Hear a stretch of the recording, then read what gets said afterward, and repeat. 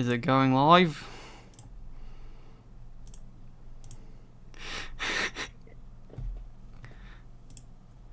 Hello? Is it going live? Okay. The notification that you went live, even though it's floating. Okay. Is it live for you? There it is. Yes. Yeah. Yeah, Dad's watching it on the TV and he said it's live now.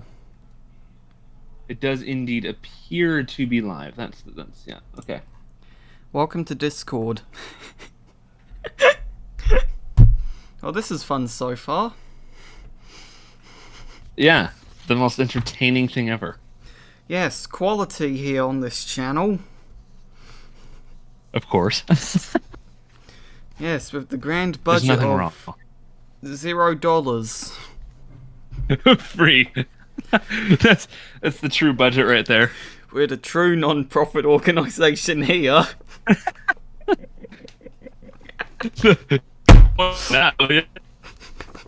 We made our brilliant LLC non-profit. We are fueled by nothing more than the spirit to continue on. We get absolute strength out of our taste for nothingness. Amazing. Right then. Now we're just waiting for people to talk as well. I'm curious how many people are actually going to be in here. Nothing on the live chat. Welcome to live streaming.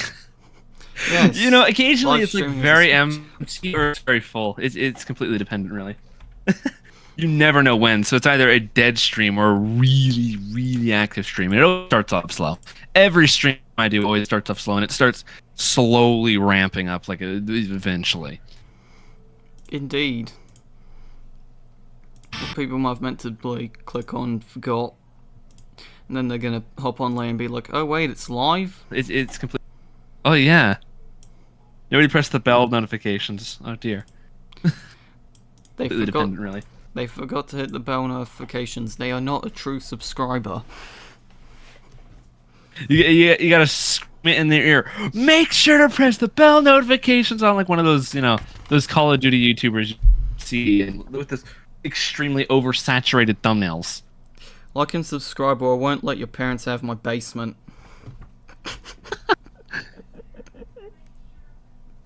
Out of the basement. Oh no. How'd they get in there? Yes.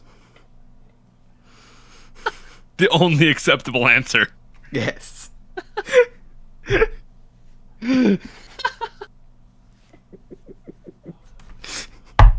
remember the first video I ever recorded was me just rambling, and I showed off to my mom, and I just ended it with something like, "By the way, the human body can go for 5 days without water. Your parents are currently on day 3. Oh gosh. So like and subscribe." Like and subscribe now. On day 3. Oh dear. Like and subscribe, and I might give them water. Might. Average. Okay, what are those channels? Like the OG class channels, if you used to watch those, who would literally sit there and basically lick the subscribe button constantly, hoping people would press it. Like, I swear, there was a subscribe button on screen every 20 seconds. You remember this? Like they did like the terrible job at chroma keying it out, so it looks like there's still green residue on the edges of it from the green screen, and it sticks there. It's animated, and it comes up really low quality at like 5 FPS because they're editing on their iPad. Welcome to the internet. Come on and take a seat. Would you like to see the news or any famous women's feet? That's all I have to say about it sometimes. Oh God. It's the internet in a nutshell. There's only 2 options here. Women's feet or the news. Or worse, you get to the deep, dark rabbit holes of dinosaur... I'm not even going to finish that. You have no idea how... You ever why Dondi stopped looking at stuff on the aisle? He, Like all the fan art and all that. He stopped looking at it and caring about the game for a very specific reason. The community began posting dinosaur erotica. I saw that Darren Naish talk. I don't want to know what that is. I don't want to go any further beyond a lecture I saw from Darren Naish on his channel. I'll send it to you if you haven't seen it. Oh no. It was him ranting about dinosaur sex.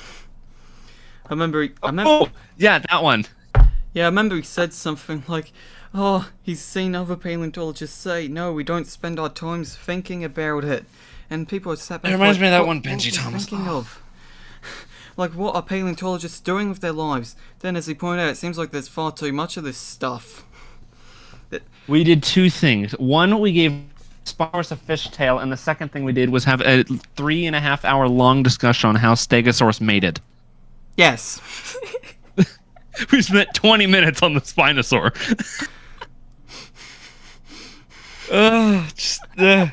That's the stuff that comes up. It's so sad but funny. Indeed, it is. It is just weird what you get here and there on the internet. Exactly. Here's why girls don't date you. Here's how to build a bomb.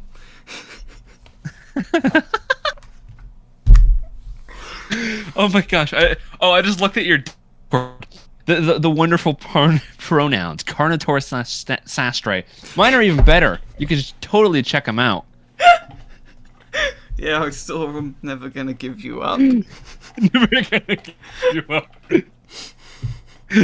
I must be referred to as such. I think I'll Hello change there, mine. boy. Oh, I think I'll just change mine later to an older version of the taxonomic name for snow leopard, Uncia. oh no. They won't know how. Ooh, so the guy in chat, Lizat, or Scream, he's the modeler for TTF. He wrote this like extremely specific word thing that he said that he was. Hang on, I think he has this for like the Discord or something. Where is it? This, the asset artist. Yeah. Okay. Sure. Gobi. Okay. Yes. Okay. Gobi. I don't understand. I don't understand why that's so funny. Oh man. You're just putting in between Discord and YouTube. I'm going for all sorts of shit here. I'm flicking between Discord, YouTube, and OBS Studios. OBS is open source. I remember they have like what Streamlabs OBS now, and it's just worse. I don't know. I don't like it as much. It's super cluttered and very. You just plaster your screen with all this stuff. Microtransactions. Come buy a new screen. Something like that. Reminds me of with Wondershare Filmora, where I used to edit the videos. Oh no. I remember here and there they update it here and there, like, oh, new Wondershare Filmora update, and I'm just sat there like, how the hell am I meant to use this? It looks even more complicated. The main reason I got Filmora in the first place was because it was very simple to use. Yeah, and then they like completely changed it. He says he sees Sabaton. Yeah, me and Stream are both kind of little Sabaton listeners, as you probably know. I listen to it all the time while bloody working on videos. I can't listen to it while working on videos. I can't do it. It's too epic. I literally can't do it. I don't understand how. It's like when you're listening to Sabaton, it is A, while you're playing Wonder, B, it is while you are pacing. It is the only acceptable times to be listening to Sabaton.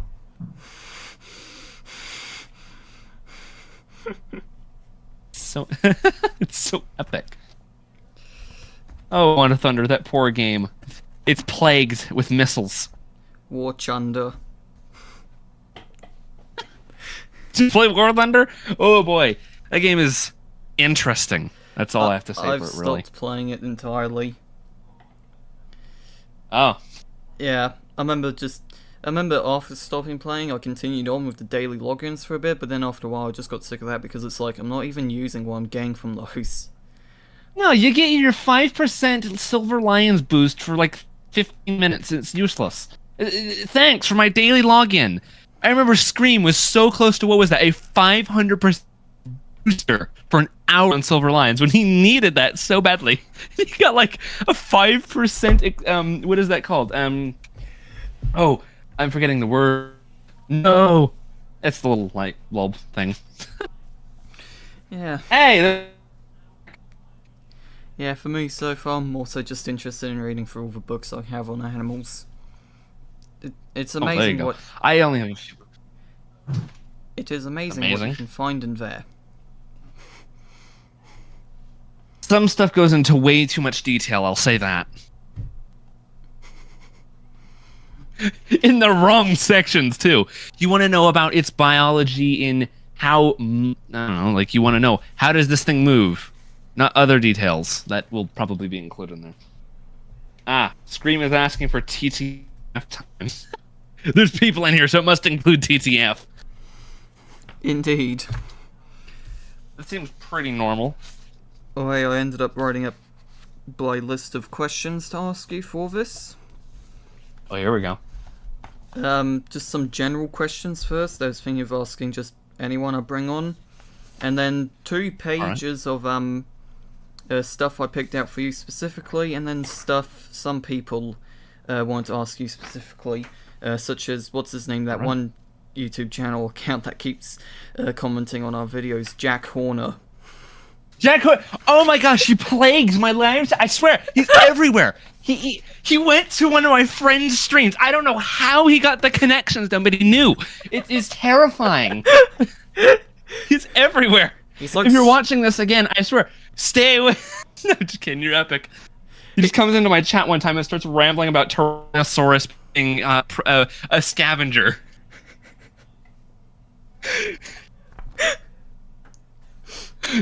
Yeah. That actually happened, too. But yeah, I remember he commented on quite a few of the community posts about the podcast. Did he really? Now, only 2 people had questions for you on the post I asked about if anyone had any questions for you. One of them, who follows me a lot on the community posts, he only had 1 question. Meanwhile, good old Jack Horner had 1, 2, 3, 4, 5, 6, 7. So 7/8 of the questions from commenters are from him. Wait, That's how resistant I am. At least you can say you have a popular paleontologist following you. Just don't tell him it's probably just some random person on the internet masquerading around as him. Especially with that amazing image of him at the fossil find for the hadrosaur eggs. That lovely photo from, what, 2001 or something? Or no, earlier. I think it was like 1990s. Like, jeez, it was in the freaking 90s that happened. Sounds terrifying, yeah, exactly. And his good old documentary, Valley of the T-Rex. Ugh. Okay, I heard a joke. It was by a YouTuber called Rick Raptor. Have you ever heard of him? Oh, yeah, well, I love that. What was it? He said it came out on September 10th, 2011, and it was so bad the next day 3,000 people died. And the following day, 3,000 people died. It's so immoral, but it the way is he just casually drops it too. Yeah, he every single time he drops a funny line, it is so casual that you blow right over it, and you don't even hear it at first. You have to go back a second time, and then you hear it, and you can't control yourself from laughing. Yeah, it's absurd. I remember not getting it at the time, but then like a year later, when I realised what he said, I just lost it. I didn't get it for a long time. It was more recently that I actually watched it. I was just like, oh, okay. Well, how the fuck did you get away with that one, mate? Oh wait, it's the internet. Yes, you're waiting for the giant cancel train to. Oh, he's from Germany. Nine, yeah. I swear he's German, right? He's got to be German. He sounds so German. Yeah, German, yeah. Scream would probably know. I love one thing. Scream knows German. I love one thing. Oh. Alright? My mum said she went outside once. It's winter here in Australia. She was rugged up in pyjamas, bathrobe and everything. Meanwhile, the bloody German neighbour is out sunbaking. Just like And- average European in Australia. Wait, is it? Oh yeah, you guys are in the land down under. I forgot. It's winter for you guys right now, isn't it? Yes. That's so weird. That's so trippy because we're not even in autumn yet. We're still getting it. It's cooling off where I'm at right now, but yeah, wow, you guys are already there, and you guys are getting ready for spring, aren't you? Yep. Yeah. So while So it's weird. gonna be It's like all inverted. So while it's going to be like snow and Christmas trees for you in Christmas, it's going to be like scorching hot volcanic temperatures and a dead eucalyptus tree with no leaves for us. And your casual sand instead of snow. The lovely. Or just dirt. You get dirt. Red dirt. Welcome to Australia. Have a look around. We have killer crocs in the water and big cats on the ground. I'm pretty sure. Okay, so Scream's asking, you guys go on oceanic servers on like 90%, right? I think for War Thunder I'm on US servers, but then for when You're on US servers? Yeah. No. I'm in the US, I'm on US servers, and I still get over 100 ping. How? Meanwhile, for me, when playing Save the World, Fortnite Save the World, I'm then just set to auto, so it sets me to Oceania.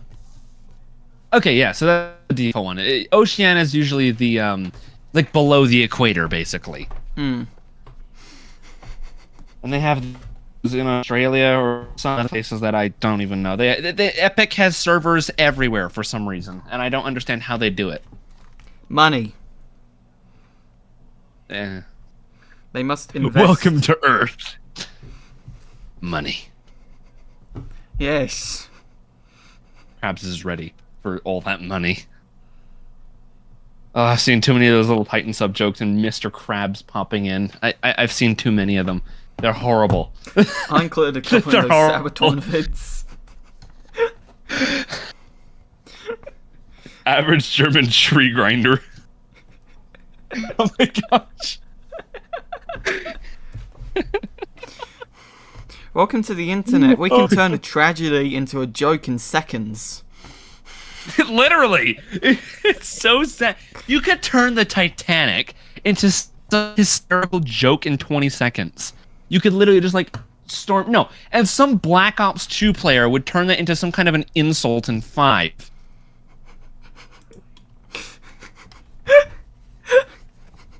I remember my sister said to me, Black Ops 2 players. you can turn anything into an insult by adding "you absolute" at the beginning.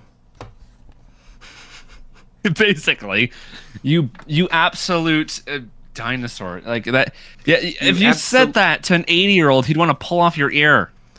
You absolute Argentinosaurus winecorliensis.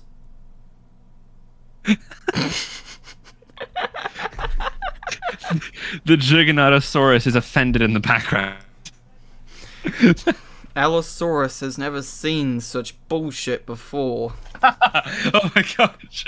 That clip will never be let down. That is the best. Titanic 2 by Mondo TV. Ooh! Ooh! No! No! Oh, you are so uncaught up with Mondo, aren't you? Oh, God. Have you ever heard of Simba the King Lion? No? Here to make more memes. Welcome. We will happily take memes. Anyone will take memes, really. The internet. It's our thing. I have a meme stealing license because I just made it the fuck up. I got a meme stealing license from a Discord that has memes in it. Would you believe it? It's verified by no one. Hippity hoppity, your memes are now my property. That's the saying right there. Anyway, getting back to the list of questions. There we go. We got way off track. Yes, we went from, what was it, the questions to Jack Horner to whatever the fuck else. Yeah, that's everything else in between. There you go. Just lump it all together, it's all the same rubbish. But anyway, Basically. so we'll just start with the general questions. What would Here we you go. say got you into dinosaurs?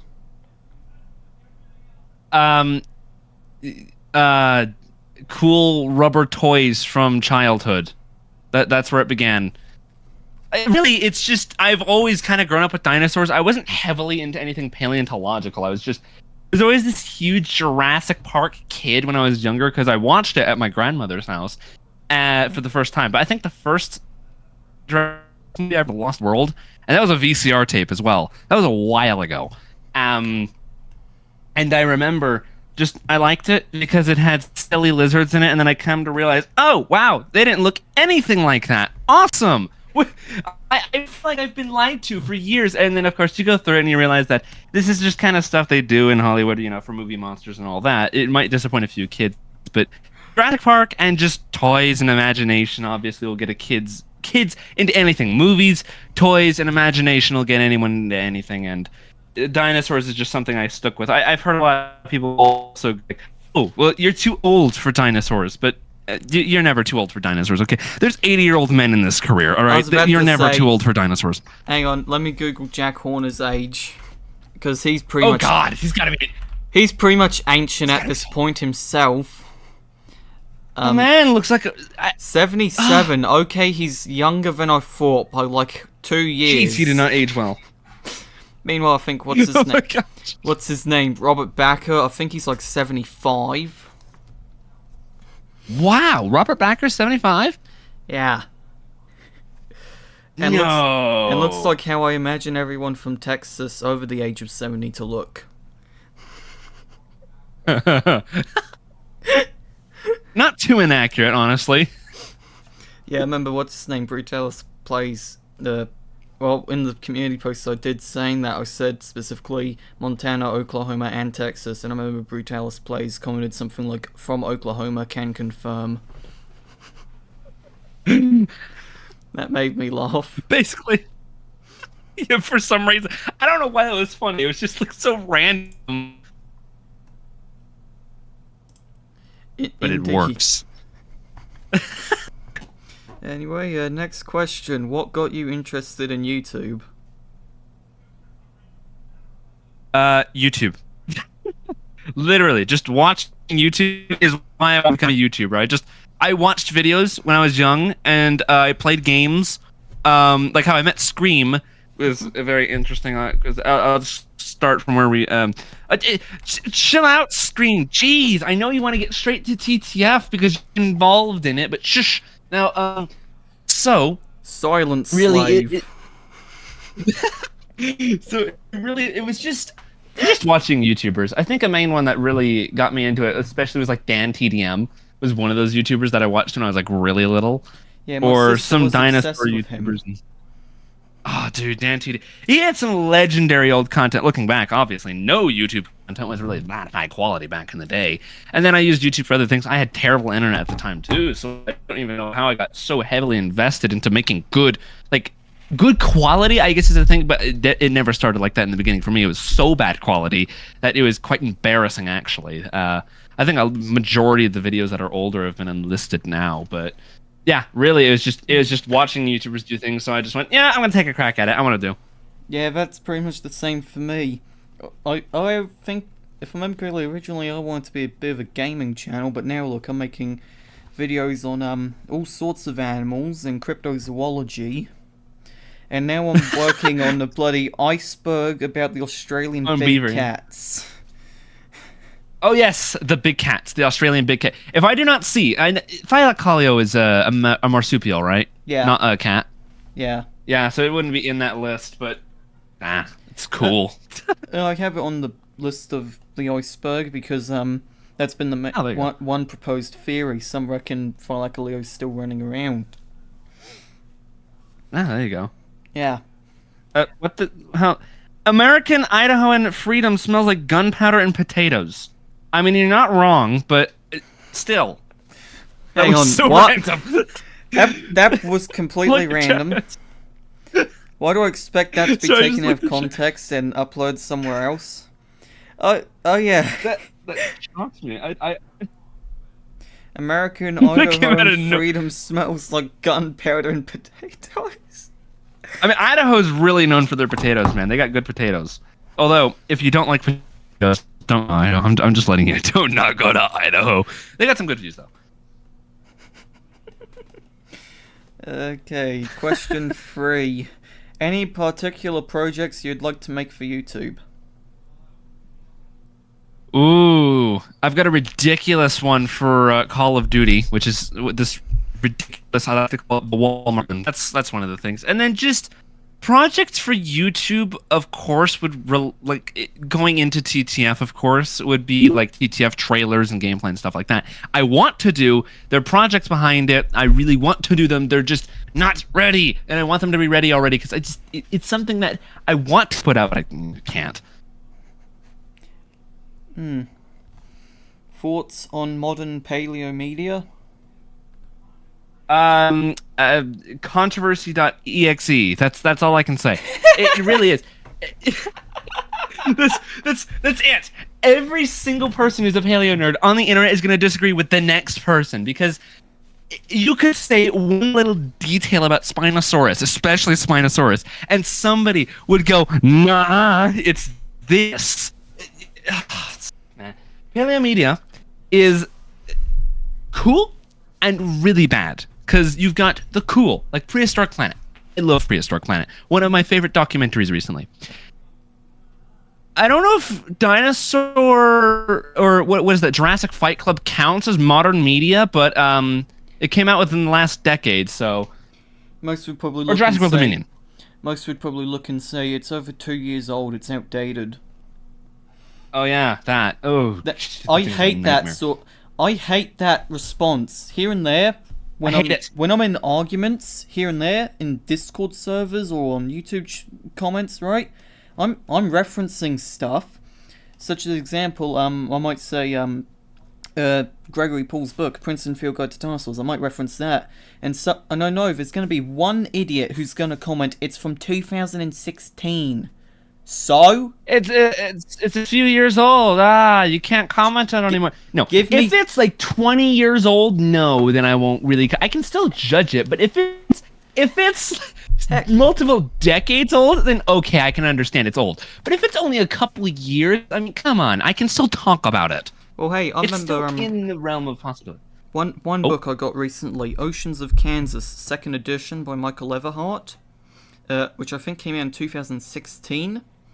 There's one part in there where he says something like, even 50 years later, Dale Russell's morphology of American mosasaurs is still the best reference. 50 years later. No. 50 years later, and he still calls it the best. So anything from 50 years ago. Ooh. So, as far as I see it, when it comes to referencing material, as long as you're cross-referencing it with other resources, you can reference pretty much whatever you want. Yeah. Here's my thing with what I want from modern media is it to be at least accurate, but have its own character. That was one of my complaints with Path of Titans. None of the models have character. None of them. They're all just like what do you call it? They're just concept art put into models. That's all they are. They're just little reconstructions. Whereas a game like the Isle, their Rex is not the most accurate Rex, but it still could be passable as like a T-Rex. It still looks like a T-Rex. It has character. You know, this is the Isle T-Rex, right? That's something I always had complaints about, and I want to have with dinosaurs in any kind of media is character, but some accuracy at least. Unlike Dominion, where you take the Giga and you take it into freaking Godzilla. It's not a Giga, it's Godzilla. And have the balls to say that it is 100% genome accurate. It reminds me of, do you remember of how I mentioned something earlier when we were talking on Discord before the live stream started of how I've been writing my own novel? Oh, yeah. I feature quite a few inhuman characters in there. Dragon-like creatures known as wyverns are the main ones, but I also feature some theropod dinosaurs in there. Specifically Carcharodontosaurids like Giganotosaurus, Carcharodontosaurus and Tyrannotitan. But I'm also thinking of changing out Spinosaurus in there for Mapusaurus. Joker. Okay, just a little context. If you see Joker in the chat, he's referring to the Dominion Giga. Just letting you know. I'm barely even looking at the chat. I'm focused on Discord. But yeah, yeah, like I was saying, I will admit the dinosaurs in there are much larger, because I wanted them to be larger than the wyverns in terms of size and mass. But I didn't want to shrink down the wyverns, so that way the dinosaurs would be more accurate size-wise. So I will admit they are much, much larger. As an example, the main dinosaur of the book, a Giganosaurus, he's, if I remember correctly, I estimate him to be somewhere around 16 to 18 metric tons. The Tyrannosaurus Rex is 50.5 tons. I mean, what?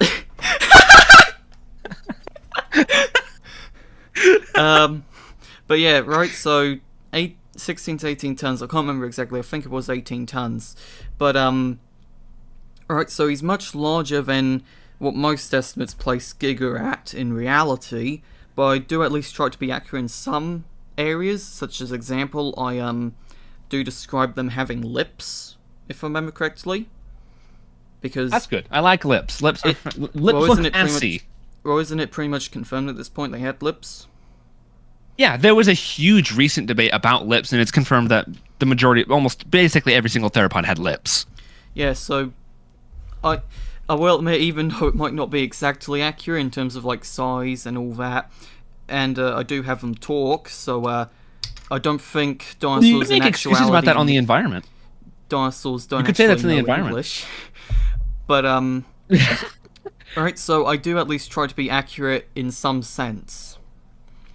Right. Such as example, I remember being sat back thinking exactly how fast would this animal be.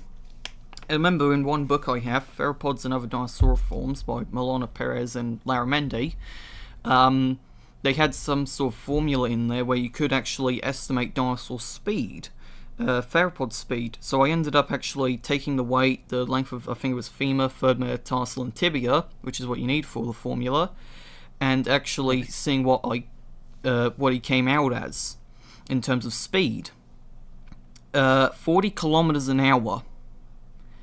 Oh! I remember just looking and being like, that can't be right. An animal that size moving at that speed that would collapse. Although a little pebble would knock that thing over. It's moving so fast for its size. Although you could breathe on its leg and it'd fall over. Although one thing I will note is one thing I noticed is that in the book the formula only goes up to about 8,000 kilograms. Meanwhile I'm talking 18,000 kilograms. So I reckon if it went up to 18,000 kilograms in the formula, it's going to be able to jog. It would actually be a little bit it would be a lot slower. I mean, I remember watching, what was it, the Vividens video on Giganosaurus versus T-Rex, and they said some study, I think from 2019, found that the best they could do is 20 kilometers. So something 18... Right, I saw... Mm-hmm. I only noticed a few errors, I'd say, in the Vividens review, which was, one, the Giga at 10.4 tons, Scotty being downsized by 0.2. Granted, he's the guy who made like the actual reconstruction for Scotty to be 10.6. He didn't really give any science why he downsized, and I don't know, personal preference. Maybe just to make it the same size as the Giga, but really there is no evidence for Giga at that big of a size. Currently, Rex is still the biggest, but Giga, I could see any dinosaur getting drastically bigger depending on environment. Like for instance, another archosaur, like a crocodile, can get way bigger than you'd think. Mm-hmm. Like, you've got the normal weight for like a saltwater crocodile, you got the biggest, which is well over double the weight. You wouldn't imagine that to be possible, but they don't stop growing. I've noticed some birds also don't stop growing, which is incredible. Well, hey, I remember one of the books I have like 10 different books on big cats, and just cats in general, really. Uh-oh. Well, I've mentioned it here and there on the channel. I'm trying to build up the ultimate reference works on animals. But I remember reading something in there saying that they reckon tigers, in Siberia at least, they get somewhere around, on average, for males, 180 to 190 kilograms. But over in, I think it was Nepal, there was one shot and killed that was 260. Oh, man. Oh, that's a monster. A big boy. Chonka. That's big cat. There's your reason, people. That's why the tiger's bigger than the lion. Or hey, if you want to see a true monster, look up feral mega cats in Australia. Actually, hang on, I'll see if I can find the page in one of the books I have. Australian Big Cats and Our Natural History of Panthers. Highly recommend. Just see if I can find it right now. You'll have to send me that. There's only one thing in paleo media that I get triggered about. There's only one thing that I get very annoyed about. And people will obviously make the mistake, they'll say, because they watch maybe Jurassic World or something, oh, Gig is bigger than Rex. But they know that Rex is heavier. So they'll just say, it's because it's taller and longer. One that actually also has been, that might not even be true anymore. Rex might be taller and longer. We don't know. Because Rex, it was enormous. Okay, here we go. This monster of a cat, shot and killed in Australia by Swiss immigrant Kurt Engel, measured approximately 170 to 176 centimeters, or about 5.5 to 5.7 feet, from nose to tip of tail, and weighed approximately 30 kilograms. As a comparison, your typical house cat will get to like 5-6 kilograms at most. Jesus, that sounds like one of my cats.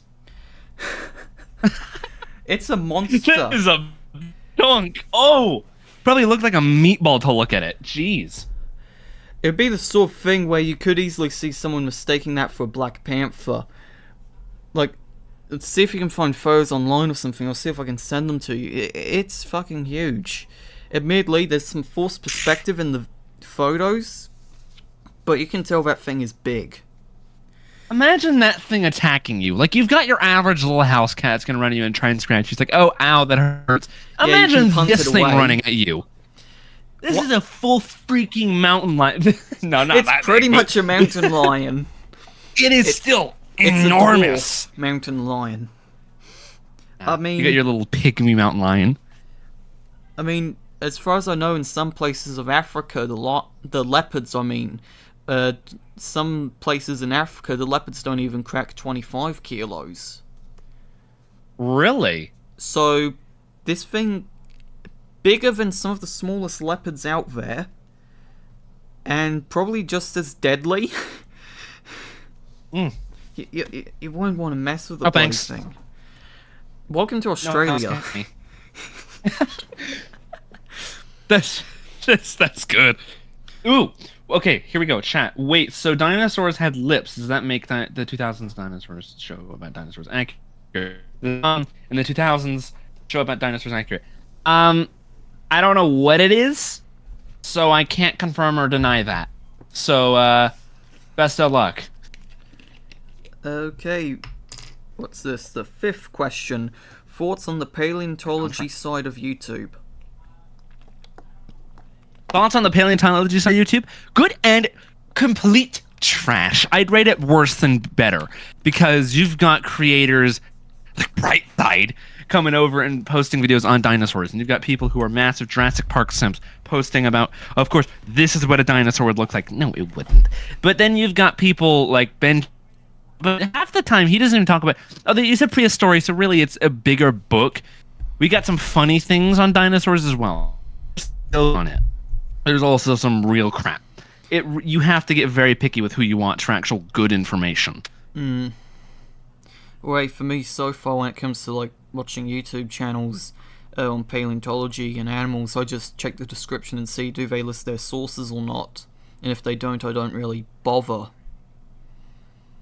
Yeah, I know. They don't bother. They say what they think. That's it. They don't read it first. I mean, hey, look at my videos. I list off pretty much everything I use as a source for a video.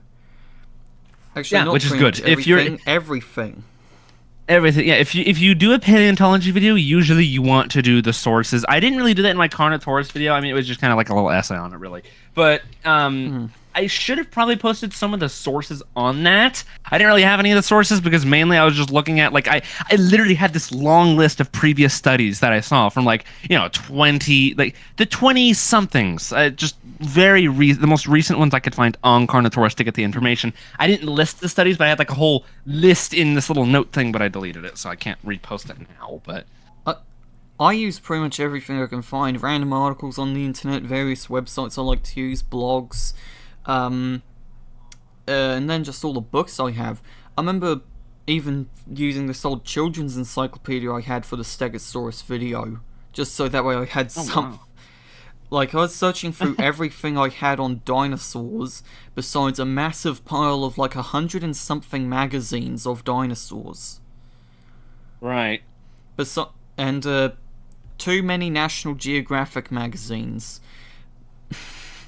But, Oh, wow. But besides that, I was skimming through everything I had that contained something, or not just Stegosaurus itself, but Stegosauria as a whole. Just so that way I could find some sort of information on Stegosaurus. Yeah, Stego's an interesting dinosaur. Well, as you saw, I made, what, a 1.5 hour, half-hour video on it? That was a long video, yeah. Yeah. I remember just being set back at the end, like, I hope I don't have to do a video that long again. Then I remember that I listed off like 50 sources for a Jaguar video. I was about to say, you're about to jump into that pool again. Yeah. Except from the deep end, you're going into the deep end this time. Well, hey, for me it's just the case of I want to see if I can find anything and everything without having to dive into these very detailed scientific papers that just have all sorts of scientific jargon I won't be able to understand. Oh my gosh. Sorry, I started laughing there out of context. I looked at chat and I got some really... I saw that, by the way, laughing stock. I'm going to cut really quickly first. I saw that little... Gecko, how's the game going? I saw that. But somebody said... The Duckular has asked the question. Important question. What are your thoughts on the Labrador duck? Or... Canthronicus labradoridus. Did I say an extra D? Labradorius. It definitely looks like something a southern kid would eat. Well, that's all I can say. That's an answer of all time. Mm-hmm. Alrighty, next question. Things that... Well, I guess you sort of answered this before.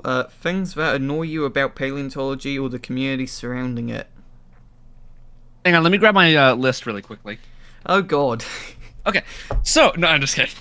I'm just kidding. There's only a few things that really bug me about it. It's just when people are... Because this isn't really a paleontology thing. This is just a ground biology thing. You do not size things by length or height. It is by weight. Don't act like you know anything in biology if you size things by length. It is by weight. It has always been by weight.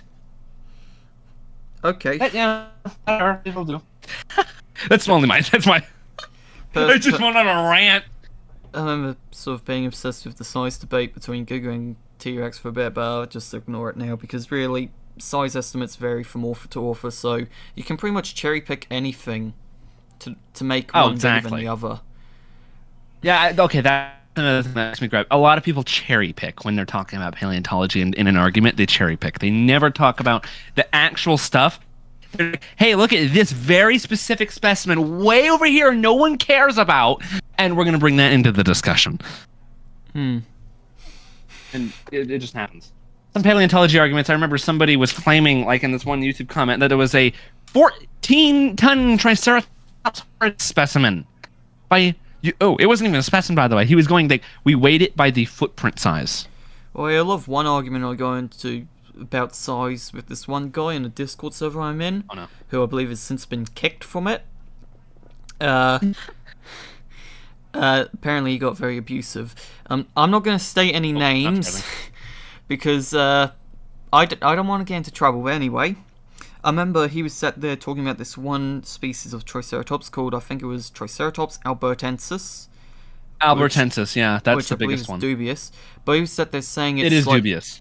He was sat there saying it was like 11 tons, and therefore would win against T-Rex. Meanwhile, with a couple things I have on dinosaur weights, they listed 7.9 tons.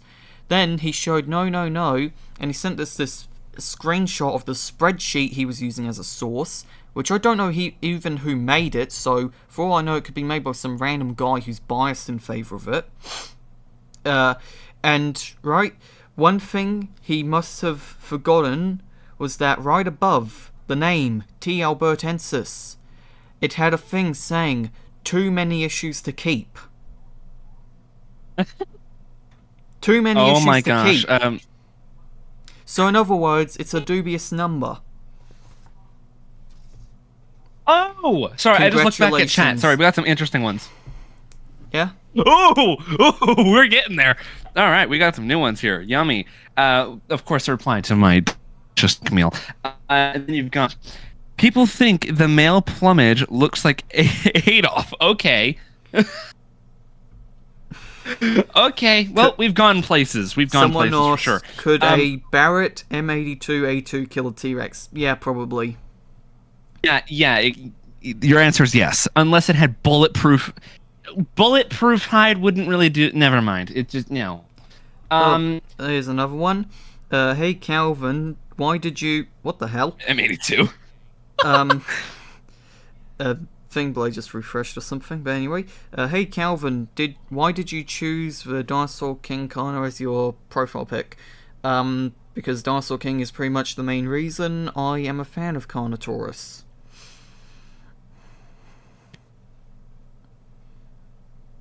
Oh, there you go. Yeah, Carnotaurus. Awesome. Amazing dinosaur with horns. Freaky dinosaur with horns. Yes, I will not bring up what one of my friends said about it. He says, Carnotaurus, isn't it that one horny dinosaur?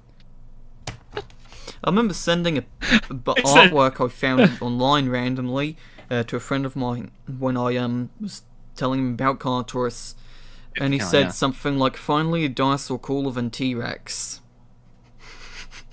Oh. Yes, and I just went, yes, a man of yes. culture. A man of God.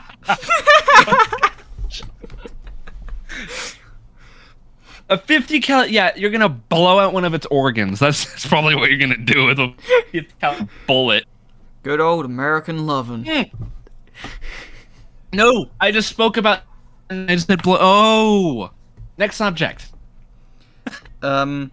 Any other interests besides paleontology? I do like computer science, I guess. That's one thing. Or just art in general. Well, I guess that'd be the case since you're developing a game. Yeah. Pretty obvious. Okay, I'll say something else then. We'll go. Let me think. Other than, because art is also part of making a game. Really, I'd say, that is harder. Which one would I go? I guess just enjoying nature. Nature is one of my hobbies. I really do love nature. Okay. Any video requests for me to make? I don't even remember putting that on the list. Oh my gosh. Oh, that's an easy one. I want you to make a 4.5 hour long subject of how Tyrannosaurus mated. What? That's just messing with you. How the fuck do I extend that out for 4.5 hours? I want you to rant the same subject for the entire time. I might as well do a collaboration with what's his name, Laserpig, to do it, just to lengthen it. Have him drunkenly rant about it. Oh my gosh. Just what would I say? I feel like you could make a very interesting video on the KPG extinction event. That'd be interesting.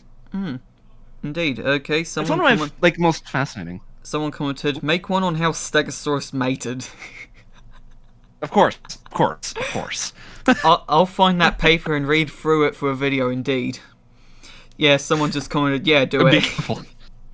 Be careful. There's 52 pages with 800 words a page. And like 6 different pornographic images. Oh god! Yes. There's that dinosaur erotica we touched on earlier. Okay, Duckula commented, actual paleontology question. Do you think Smok Waleski is a part of Suchia or Theropoda? I've never heard of that animal before. What is it, like a Archosaur or something? I don't. It's it's a thing that definitely exists. I don't really know much about like stuff before the dinosaurs at all. That's like where my mind goes blank. That is one of the periods of dinosaurs that existed. Really, I don't know. It's such a weird one, cause it's got a few specimens found, but well, I don't know really where to put because it is an archosaur, but I don't really know what. I'd say probably more about that. It looks very similar to like those weird crocs, but I'd say theropod. For a second, I read it as Spock, like Spock from Star Trek. No, it's how to put this? It's got limb. It looks very similar to a crocodilian. It looks like one of those Herrerasaurs. Really, it's not a crocodilian. Yeah, it really looks like a very early dinosaur. Really, I think that's why the question was mainly asked. Okay, how many specimens are actually found? So there is the holotype, and then we've got. Okay, so it's got the cranium, which is always a good thing to find, so you know what its face generally looks like. That's always good. This is big brain time. Yeah, big brain time. Let me see it. Let's see it. No, I'm not looking for a kid's little book on a dragon. What? No, there's a thing. It says Smok Wawaski, the dragon of the Wawa Hill. Maybe that's where they got the name from. Let me send you this on Discord so you can actually see this. The stream can see it too. Hang on. This is the first thing that popped up when I I found. What the fuck? That's the first thing I found. Well, according to the Wikipedia page for the animal, it was named after some dragon from Polish folklore. Yeah, I don't. It's a tough one. It looks a little bit more theropody. It definitely has more developed features like a theropod, rather than a what are those? The dragon on the dragon on the kids' book looks like a morbidly obese rainwing from Wings of Fire. Oh, wow! We got graphic in that chat. Holy cow! Well, we got graphic. Ooh, you need to go read that yourself. Well, someone just simply commented, I think Stegosaurus laid on their sides and interlocked. Is that what you meant by graphic? Wow, that's getting there. Yeah, that's getting there. Because he's referring to how one male Stegosaurus mated. Wait, what? I got it. I understand. He understands. Jeez. Who knows? Who knows? Maybe they just did it like one image I have in. I think it's Saurian, A Field Guide to Hell Creek, where they have artwork there with two Pachycephalosauruses mating. They had a book, didn't they? That was the book, isn't it? I remember. We ordered like 14 different books for my birthday. Oh, wow! Yeah. I remember one of them was Saurian, Field Guide to Hell Creek, because I remember looking and thinking, I really want to get that. And, yeah, I remember Mum sort of teased me saying, oh, you could open up one of the packages if you want before your birthday. I think it was the day before my birthday this happened, or a couple Jesus days before Christ, my birthday. What is that message in the chat? Oh my God. And then, yeah, so I opened up one of the packages and it was Saurian, Field Guide to Hell Creek. And I read that book in the entire day that I opened it up on. I read the entire thing in one day. Just why? Sorry, just look at chat really quickly. I need to erase my brain. If a T-Rex was cloned today, do you think it would cream at super... Yeah, that's... Oh my gosh! Why? Why would you do that? Why would you conceive that?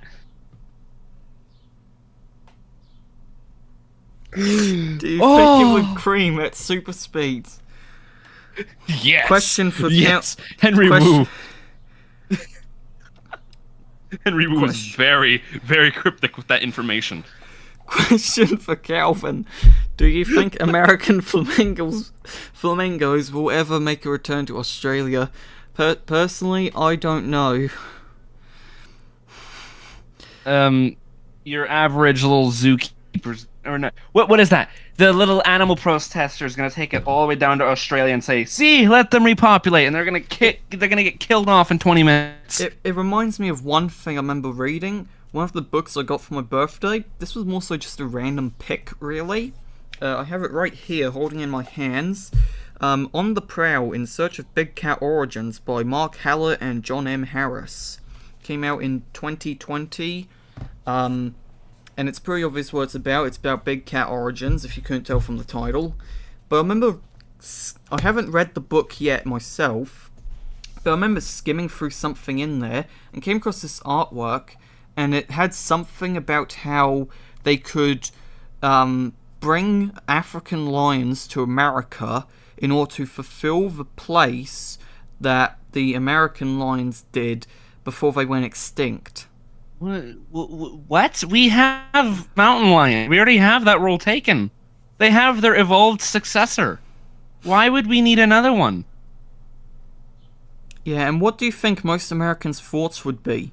Is this the reason why they want to take away the Second Amendment? They want us all dead. You can imagine already all the hillbillies in America. I'm gonna get that lion as a trophy. Give me my knife. Come here, kitty kitty, bang! Oh my god. I could actually imagine I've got that the now. boomstick, Timmy. Could the entire Russian army stand up to a T-Rex? They have guns, of course. You're talking about a Russian. All you need to give him is a broken bowl of vodka. That's all you need to give him. It's filled and it's foamy at the top. Just give him a Molotov cocktail. You might even half drink that freaking thing, and still stand there. Live to tell the tale. God dang it! I can't speak English. Welcome to the internet. Okay. Fair enough. On to Let's get back on subject, shall we? page 2 of the questions. These were the specific questions I thought of. And then after that, we have the questions from viewers like good old Jack Horner. Oh yeah. Okay, so where did you get the idea for The Time Forgotten? I was just watching just random game devlog things, and I'm like, you know what? I want to build a game. What kind of game do I want to build? Well, I discovered the Isle, and I was playing the Isle, and I said, huh, this is cool. The PvP sucks. I want to make my own. So you've basically just made Fortnite for dinosaurs. Precisely. Well, didn't you say it's a battle royale game? It's not. Yeah, see? Where are we dropping, boys? We're dropping on a hill that exists. That's Why was that conversation so accurate?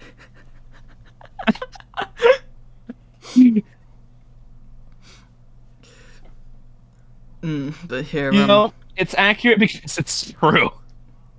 Main dinosaurs you plan to feature at first launch. Well, you've already unveiled T-Rex and Triceratops. There is one more. I think I've already touched on it lightly in the past. It is a kilobator. A kilobator? What's the science? What is the species name? Hang on.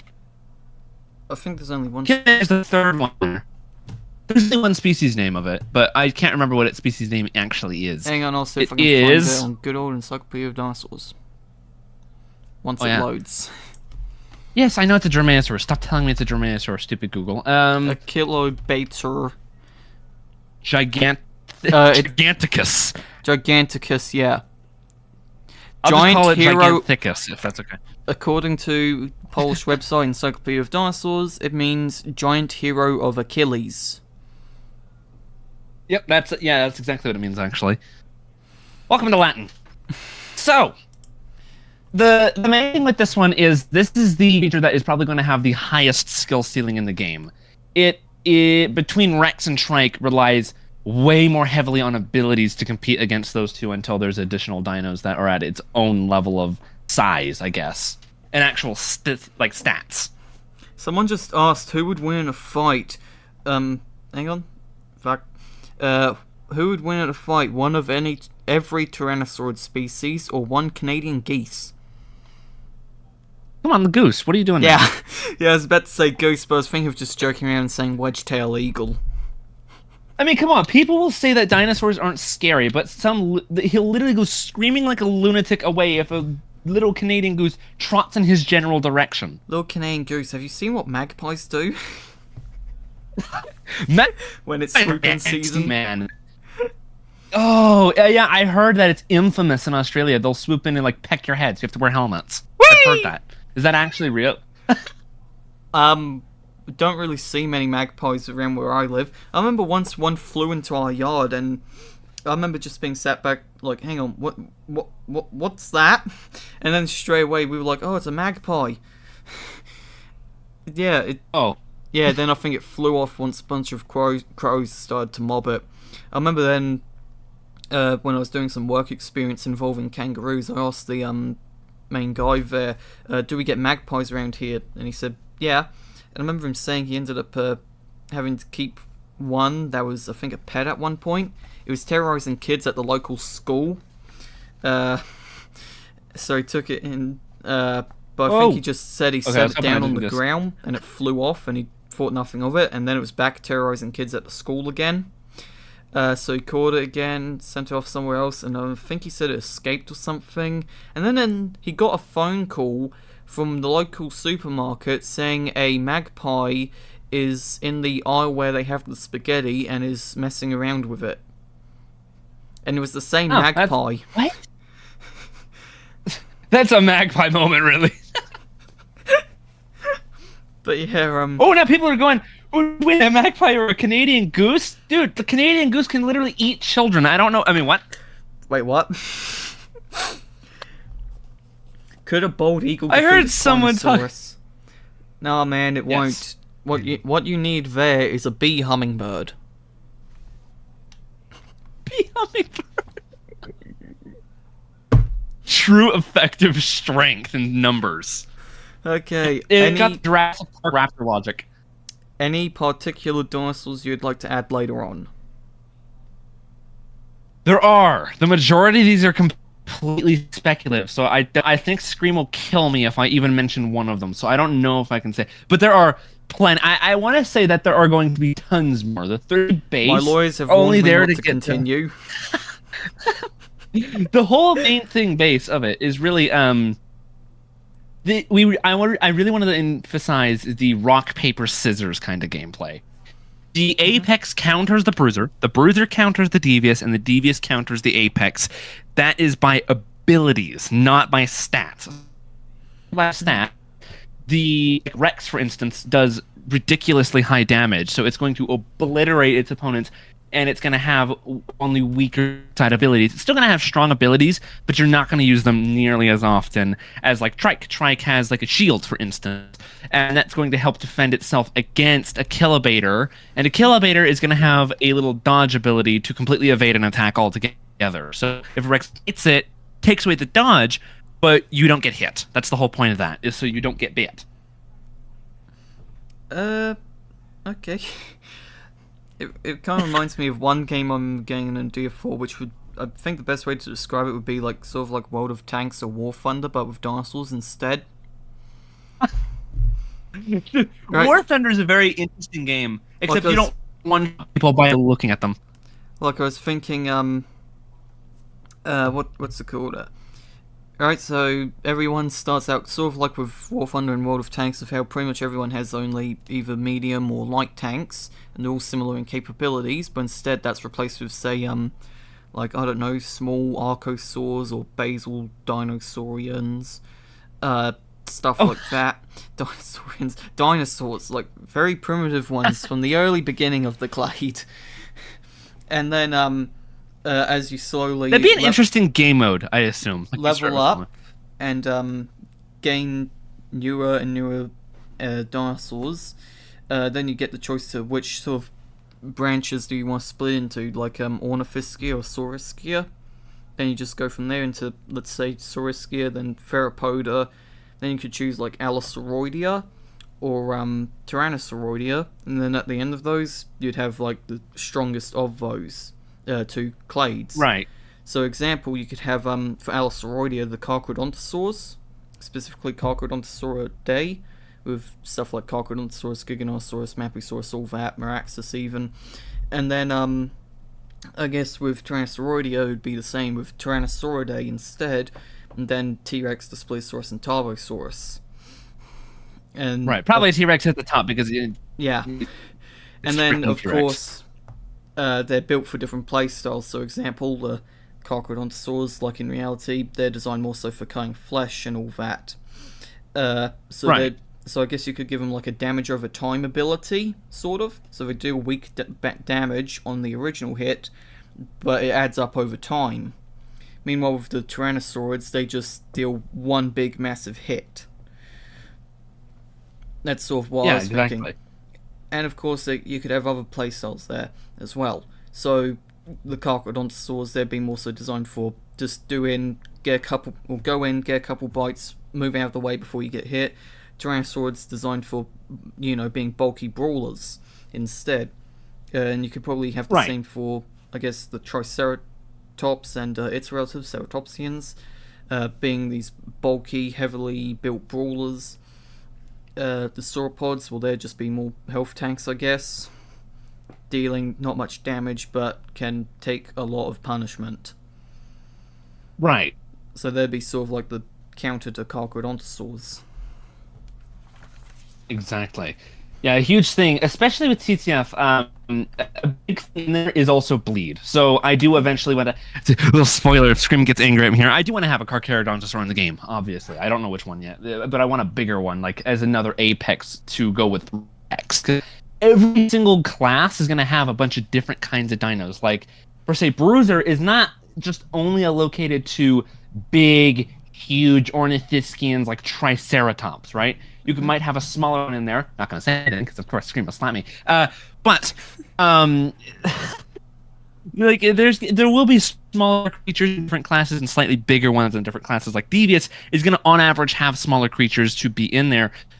Not really smaller than a Kilobator, though. I'd say a Kilobator is pretty much as small as you're going to get in that kind of a class. Because otherwise, you're getting into ridiculous territory. Like a little Deinonychus taking on a T-Rex. I'm going to nip your toe and you're going to die. Like, well, no. I was obviously thinking that with the.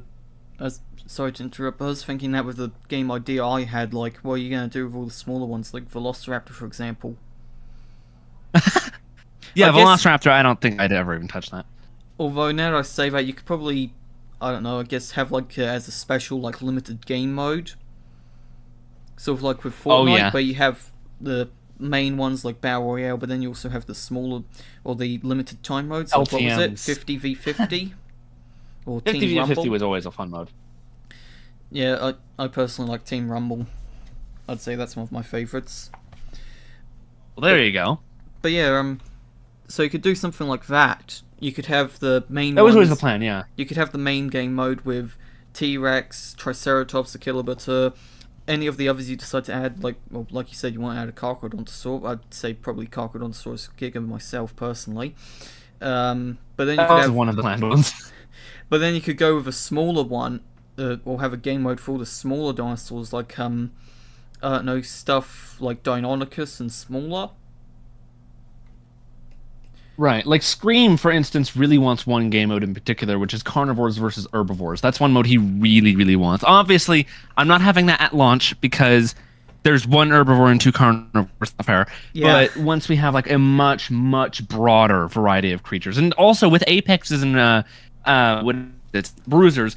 Frank is a bruiser. Rex is an apex mainly because it kind of just fits into the the apex predator. It does damage, has good health, but it's stupid slow. And Trike is still not very fast, but it has a very large health pool and does decent damage. That's the whole point of that. And with things like Trike, if it's a bruiser type of style, if it's going to rely on things to protect it, in like defensive moves, it's going to fall into bruiser. However, it's like a huge explosive kind of attack like Rex, and it's ridiculous, which is very explosive, then that's what the abilities try to go with, is magnifying that. That's the whole point of it. Like a Kilobator, its main passive is the ability to not bleed. To make it a creature that bleeds you, but it's not going to get blood back. So Kilobator versus another Kilobator in the game, then you're not going to find yourself dying to bleed. Another way for like bigger creature or just any other class, let's say that in the Apex class there was something as big as Rex with a big enough health pool, water. You can completely get rid of all of your bleed and you won't take any bleed damage if you're sitting in water. That's the whole point of water in the game. Like water has a use in there. That's why there's going to be quite a bit of it. To be able to go, okay, if you're in a huge fight, you need to get rid of your bleed, go to water. That way you get rid of it or to risk death. Because damage just... The damage that bleed does accentuates a level. Almost like Evrima, or not Evrima, sorry, like the Isle Legacy has the different numbers of bleed, but there's like levels of bleed. Certain creatures like Rex does low bleed like 2. It only hits really hard but does low bleed. Trike is going to hit decently hard but do a ton of bleed. But a Kilobator does good bleed but has decent damage. It's not like anything crazy on the damage, but its bleed is very good, and bleed does not matter against armoring, which Trike will have. So Trike takes reduced damage. That's why it really counters a Kilobator, is it takes reduced damage from a Kilobator's hits, but the bleed will apply no matter what. That doesn't get reduced at all. Interesting. Okay, next question. Is this game going to be more arcade-like in nature or more realistic? That's interesting, because the combat is a lot more arcadey, but the real world itself is very ambient. You are really adventuring the entire world in total. It's a very ambient landscape. It's this feeling that it feels empty, but there's things, and you always have to be wary of that. The thing is, in like Fortnite, if you see somebody, you're going to deadline for them. You want to go kill them, or you're going to run directly away from them. In TTF, seeing another player is going to be like seeing a wild animal. You don't know whether you want to take that on, or if you just want to stay. You're just going to stay in the shadows away from it. Is usually going to be the type of gameplay. Combat is going to be when people are mainly hunting each other. That's the main point of that. Is you always want to get the first hit. If you get the first hit, usually that's going to seal you as the winner, although if you play stupid, then of course you're going to die for that. But the world itself obviously is going to strive off of graphics as one thing. The combat itself is going to be a little bit fast. It's going to be fast-paced for combat. You could say is arcade-like, but the combat is, you got abilities as a side thing. The main thing is you want to attack, which Rex will like bite and kick as its main things. It will use its medial ability, which is its heavy ability, which is a little thing called Mega Crunch at the moment. It's mainly a code name. I'm just end up keeping Mega Crunch. It sounds funky. Where it's going to wind up a hit, and if it gets to the maximum point, it will hit you for 5,000 damage. It's going to completely obliterate your health, stack on level 3 bleed, which is one more than usual. Bleed maxes out at 10, so 3 is not that much. And that also will slow you down by 20% for a few seconds, but it also puts the Rex on cooldown, so it's not like it can hit you, but it does slow you down, so Rex has a chance to catch up to you. But the main thing with Mega Crunch is that if you get hit while winding that up, then it completely cancels the ability. You lose all of your evolution points, so you have to buy the ability again. Which obviously, I don't want any microtransactions in TTF, obviously. So the main thing with that is I say evolution points, they're not like transactional thing. What happens is you get them by killing players and then you spend them on abilities. That's the whole point of them. So it's like the Silver Lines in War Thunder where you can just kill enemies to grind them. Right, but they do not transfer through matches. You always start at a solid 2,000. 1,000 is it? No, 2,000. Sorry, 200. I just said 2,000. You start at 200, which is enough to heal yourself. Healing is not done passively. You actually do that through the evolution menu, or it kind of is a little passive thing. If you kill somebody, you ever heard of that thing in Fortnite called Siphon? You kill somebody, you get health for it. Right? That's a main thing that you want to avoid when in a fight. If a third party comes in, get the kill, you get the health, you can fight them again. Or in combat, if you really need health, or if you get injured, like really injured, like your eye pulling out or something, then you heal, and it automatically will heal that. Because otherwise, if you kill somebody, any kind of a serious injury will not get healed. It's only your base health that'll get healed, and killing somebody does not cleanse bleed. You have to go into water to get rid of that, or if you do a transactional one. It sounds weird calling it evolution points at the moment, because it almost sounds transactional, but really, you just get them, and if you don't want to kill players and you want to play a much more passive kind of gameplay, there are these little spirey kind of things that'll come up through the ground, and there's plentiful amount of them, and you can see them on your little compass on the top of your screen or where they are. So going to them is a little bit riskier, and you're risking conflict with someone else, and somebody might even camp that really and just ambush you while you're getting it. And that gives you a certain amount of evolution points. I'm debating whether to just put it, if you get one, you're guaranteed at least a heal and maybe an ability sometimes. But those are to reward players who aren't, extremely skilled and can't just go in combat. So they can go here, I want evolution points. I can't kill these guys, so I'm going to go here and get this instead. Mm-hmm. I just hear paper flipping. When it comes to more dinosaurs being added later, are you planning to pick them by your own choosing or via letting the community choose?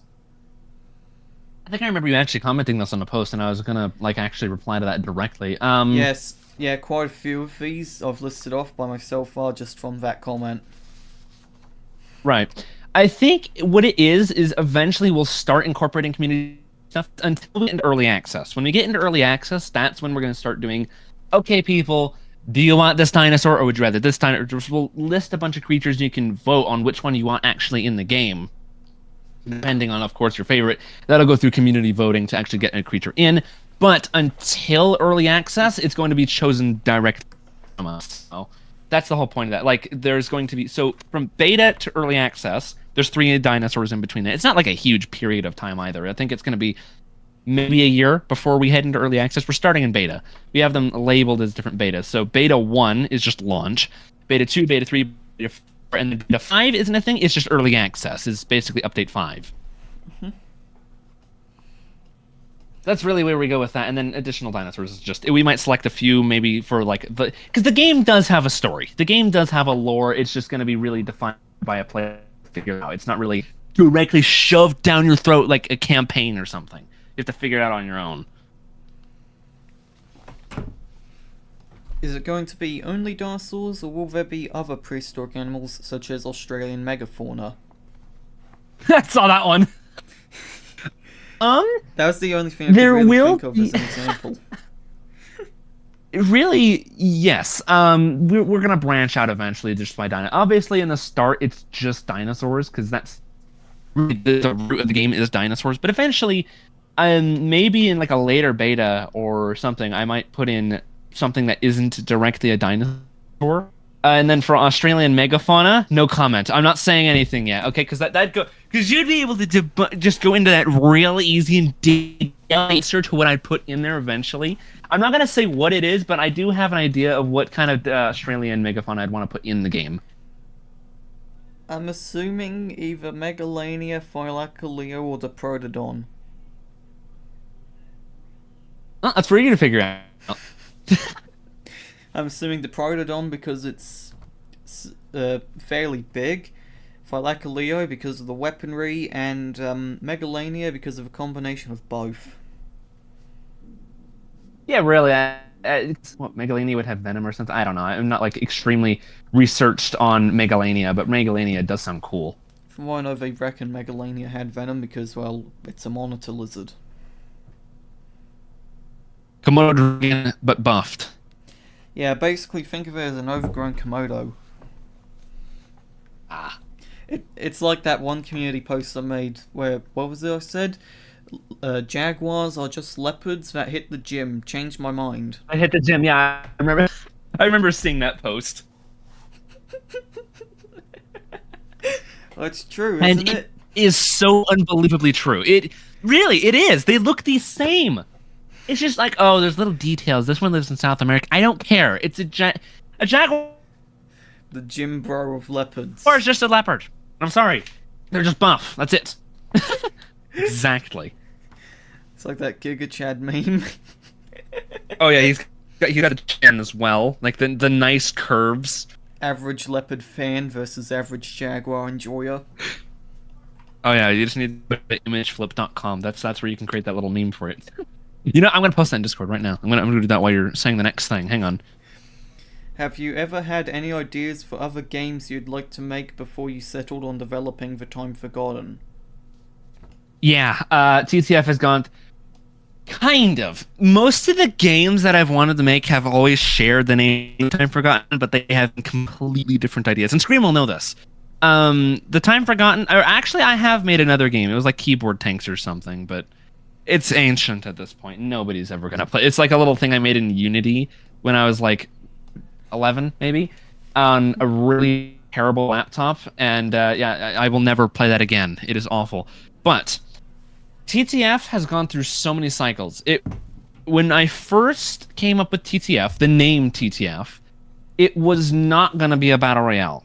It was going to be another dinosaur survival game. And maybe we'll take a crack at it one day, but TTF turned more into a competitive kind of game because dinosaur games really have always had terrible combat. I really want to make the combat at least fun. That's it. Like the combat, don't expect AAA freaking quality, but at the same time, I want it to be better than like Legacy. You know, if you've ever played the Isle Legacy, you'd know fighting is a nightmare. You literally just walk up behind somebody and the enemy's finished. There's nothing they can do unless they are lucky enough to get you to accidentally walk a little too far forward and they can bite you through their hip. Well. I went deep into conversation right there. I just go on these little mini rants, basically. It reminds me of one thing I remember being set back, like one series of reference books I'd love to see on dinosaurs, right? This one book I have, Dinosaurs, the Encyclopedia from 1997 by Donald F. Glutt, I believe his name is. One of my favourite books, if I'm going to be honest, for making videos. As you may have guessed from the name, it covers all sorts of dinosaurs, Deinonychus, T-Rex, everything else. And I remember being set back, like, I'd love to see a series of encyclopedias like his, because it's not just that book, there's like 7 supplements that go along with it. But I'd love to see something like it, but each encyclopedia book focuses on a certain group of dinosaurs. So you could have, for example... Interesting. Like example, you could have the Thyreophorans, so Stegosauria, Ankylosauria, and then Basal Thyreophora as the beginners, and then you could have like, I don't know, one on Coelurosaurs, or break it down into like the Tyrannosauroids specifically. Right. And then just go from there, cover whichever families you wanted to. I reckon that could actually be pretty good, because there are certain families that don't really get much coverage. Such as example... Oh, there are a lot of families. Yeah, I mean, from what I know, the only book I could really find, like an actual reference work on ankylosaurs, and just the armored dinosaurs in general, was The Armored Dinosaurs from 2001 by Kenneth Carpenter, edited by Kenneth Carpenter, I should say. Really, as far as I understand, that book's more so just a compilation of scientific papers than an actual reference work. Interesting. Yeah, so I'd like to see something where it goes over their natural history, the anatomy, and then has individual sections for each genus. Right. Like covers their discovery, what's known about them, any knowable studies, stuff like that. Maybe even branch it out to like appearances in popular culture, or notable ones anyway. Yeah, that sounds interesting. And I remember being set back thinking you could do it with many others as well, like mosasaurs. I mean, they're an incredibly diverse group. They are extremely diverse. You could make a massive book on those. Massive book. Your thing could be as big as the dictionary, I swear. There are so many of them, but only Mosasaurus.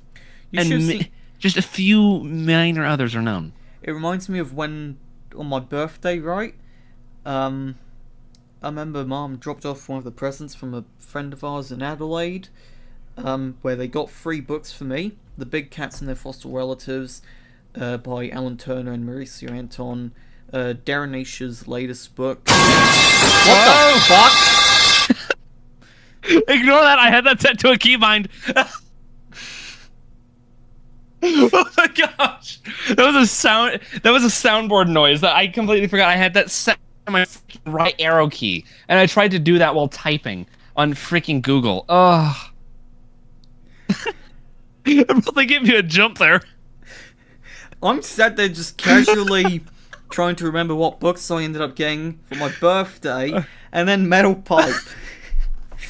But anyway, like I was saying, so Big Cats and Fossil Relatives by Alan Turner, Darren Naish's latest book, Ancient Sea Reptiles, and then the Dinosauria, second edition, by I think it was Smolska, Dodson, and Weishamble, I think their names are. I might have mispronounced a couple. But anyway, I remember opening up that package first, and I remember just going, holy fuck, because I knew it was a big book. Yeah, I mean, just Google the page number. It's like nearly 900 pages, so I knew it was going to be a big book. Ooh! But it was bigger than I expected it to be. To the point I remember just being sat back thinking, good lord. Oh. I remember my dad just went to me. How long did did it take you to read? Bible. It took me like a week to read through the Stegosauria chapter. It's a book. Is there at least a 30-page long section on dinosaur? What? It's more so aimed for like academic readers. So it's it's a very technical book.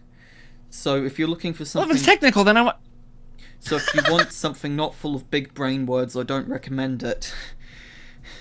I remember being sat back numerous times like, what the bloody hell is this random word in an alien language you just listed off?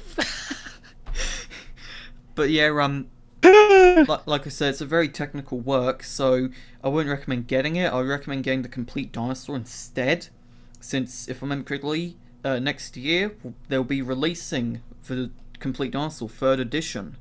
So, interesting. So yeah, you'll be able to get what I'm pretty sure will be my Dinosaur Bible as soon as I get my hands on the 3rd edition when it comes out. Dear Raptor Jesus, would you please allow me to get the 3rd installation of this book so I could read it to all of my subscribers? Oh my gosh. Pray to Raptor there Jesus. We go. I'll grind for like 10. I'll start work for like $10,000 so that way I could do like some massive giveaway of books. No, I'm joking. I just Please give me $10,000. Please, Raptor Jesus. I could imagine that already, actually. Give me my geology degree now. That's all he wants. No, my son, I cannot give you this because you have been a retard, and you will not be allowed to have this book. You've watched too many memes lately. You must be sitting in your good little chair being a Puritan, reading your book scriptures every night to me, so that way I can sit here and watch you do it in my pristine hair while drinking my victim's blood. Alright, next question. Considering you have YouTubers who cover newly released games practically as a career, are there any specific YouTubers you hope cover your game upon launch? Every single one of them. I mean, what? I don't know who I'd want to cover it, really. I mean, it completely is up to them if they do it. If people did do it, it'd be cool. I'd imagine someone like maybe... Who's the guy who does... Beaver might cover it, because the Gaming Beaver covers basically every dinosaur game trailer in and out every single time. It doesn't matter what it is. If it's a dinosaur game trailer, he reviews it. I thought you were gonna say Beaver. Yeah, the Gaming Beaver usually does a lot of reviews. That's the legally mandatory one to say when it comes to dinosaur games. Yeah, he's the mandatory one. And then maybe, I don't know who'd be like super, I don't know. What's his name? I will get very excited. Insomnia, yeah, I was about to say Insomnia. Or who else would do that? Who else would really review another dinosaur game? I'm trying to think. I don't know. I guess maybe some of those who've played what's his name? Fortnite, I guess. There might be some people who've played Fortnite and might decide, oh, this is a Battle Royale game, maybe I should try this one out. Possibly. You never know. There might be some game reviewers that'll say, oh, maybe like one of those guys like Before You Buy. He even covered The Isle, I think, which is a very obscure game. Like, not many people actually play it. Yeah, I noticed whenever I try playing The Isle, I can barely find anyone on servers. Oh, you'll find a lot of them on things like Noobs, but that's only like a couple hundred people at most. And on the official servers of The Isle, there's also... Hang on, let me see. Hang on, let me see how many people are on The Isle right now. Let me go... Steam charts The Isle. Let me see here. It is... Oh, never mind. There's 3,500 people on it right now. Okay. 3,500? That's not, Fortnite's, I don't know, consistent 800 million people, but...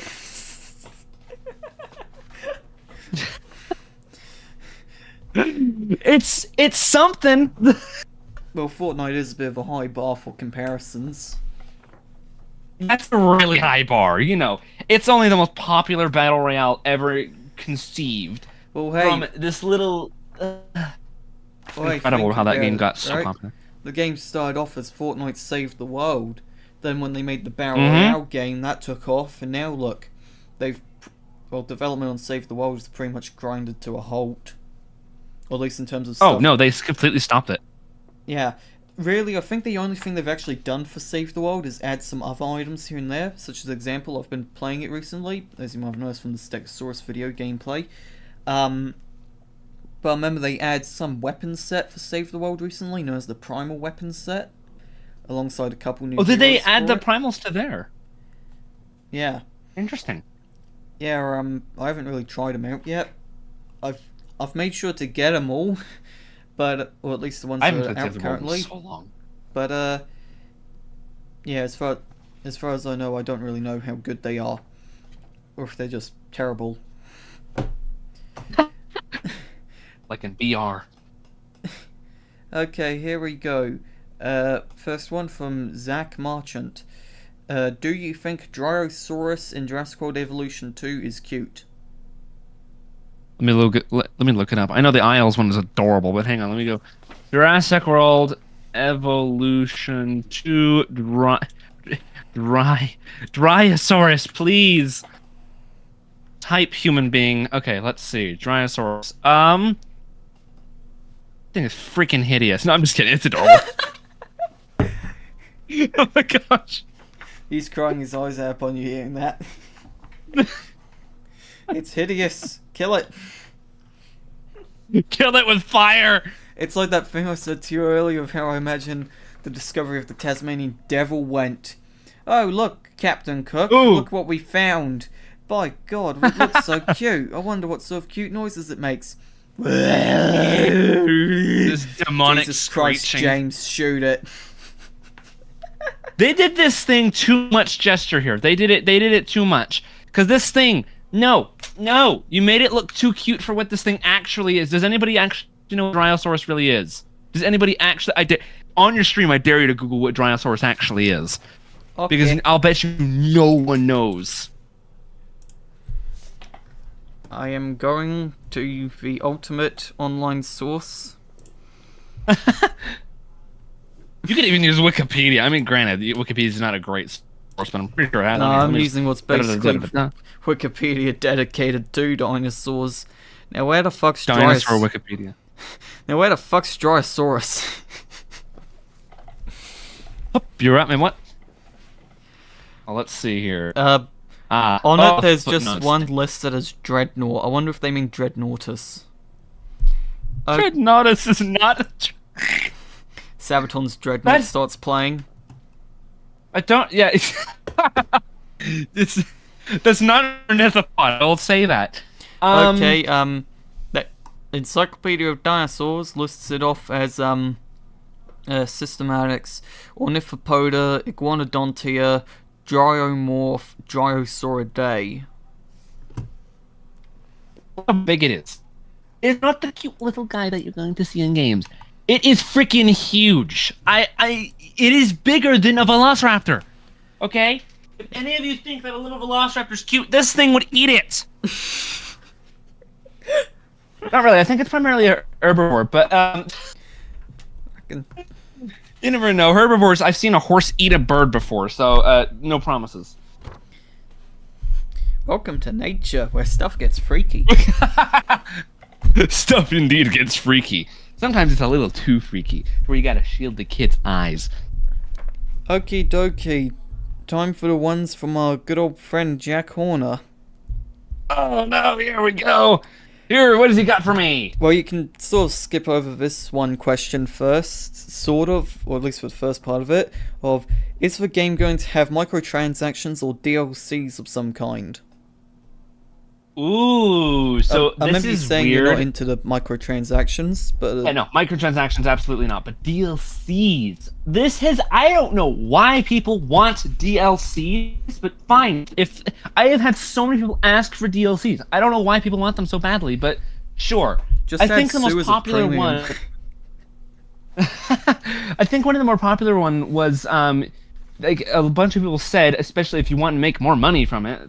Okay, have it to where you get the 3 base dinos, which is Rex, Akilabator, and Trike, and have the rest have to be like $5 paid DLCs. And I said, okay, I will do that, but I'm going to add a way to where you can grind them in game. I think I mentioned that I'll probably have them for DLCs, but what I'll do is that if you level up a dinosaur fully, you get another one for free.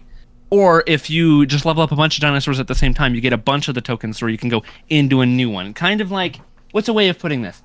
In Apex Legends, when you level up your own stealth, not really when you level up a Legend's stats or anything, you get, I think it's Apex tokens or something like that. You put that into a new character and you can lock them for that just by leveling up. It's a free way to do it. But it is very grindy and takes a very long time. I don't want it to take that long in TTF. I want you to be able to actually grind a dinosaur to grind the dinosaur, not another dinosaur, so it's going to take a lot less time to grind for a new dinosaur rather than grind up a dinosaur in general. Mm-hmm. I'll be back. Which I don't want to take it. Oh. I'll be back, just going to go toilet quickly. Calvin's leaving me. He's left us, chat. Let's destroy it. Fuck you all. I didn't want this podcast anyway. No, I'll be back in a couple minutes. All right, chat. What are we gonna say? What are we gonna do? I've seen a deer eat a bird before. That's a very interesting one. I'm not gonna lie.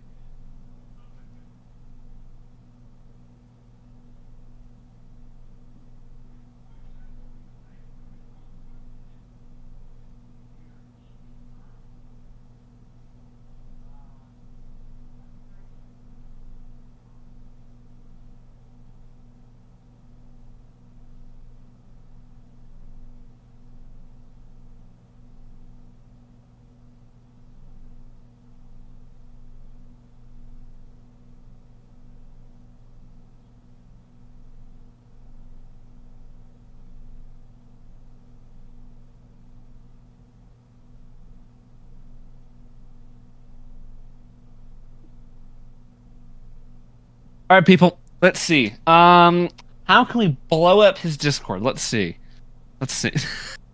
He'll just look back on the stream and go, "What did Gecko just say? What did he say? He's never coming on here again." Nah. Just answer questions while I'm here alone.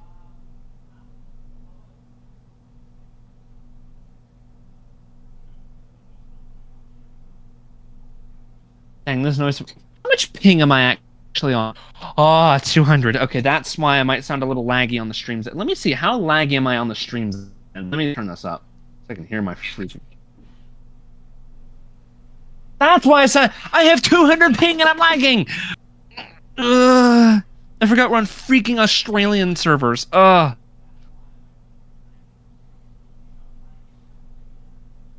he's talking about soundboards volume. All right, well, while he's at it, I'll just do this then. I wonder if he'll mutter anything about that. I'll just... little knock-knock sound effects. Let's go with a Dinosuke call from the aisle.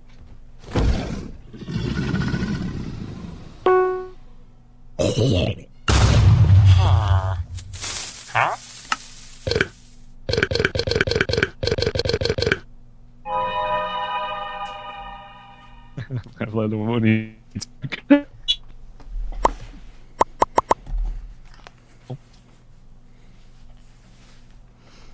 Okay, I'm back. Welcome back. What? I needed your reaction to that. Oh my gosh. Oh, that's the sus cave from Minecraft. That's literally the name of this effect in the official Minecraft Discord. Sus cave. Literally just this. Well, that remind me of that sound effect from, what was it? Annihilation film? And Oh. you know the one? Yeah. That's an interesting way to get reminded of that. I don't know how. I'll just play it for... Oh, that is loud. What the? Stop it. Stop it, Discord. That is loud. Ow. Stuff we're here is for this stuff. Thank you for making me deaf. It is my job to make anyone endure ear rape every single time they're in a VC with me. What was that?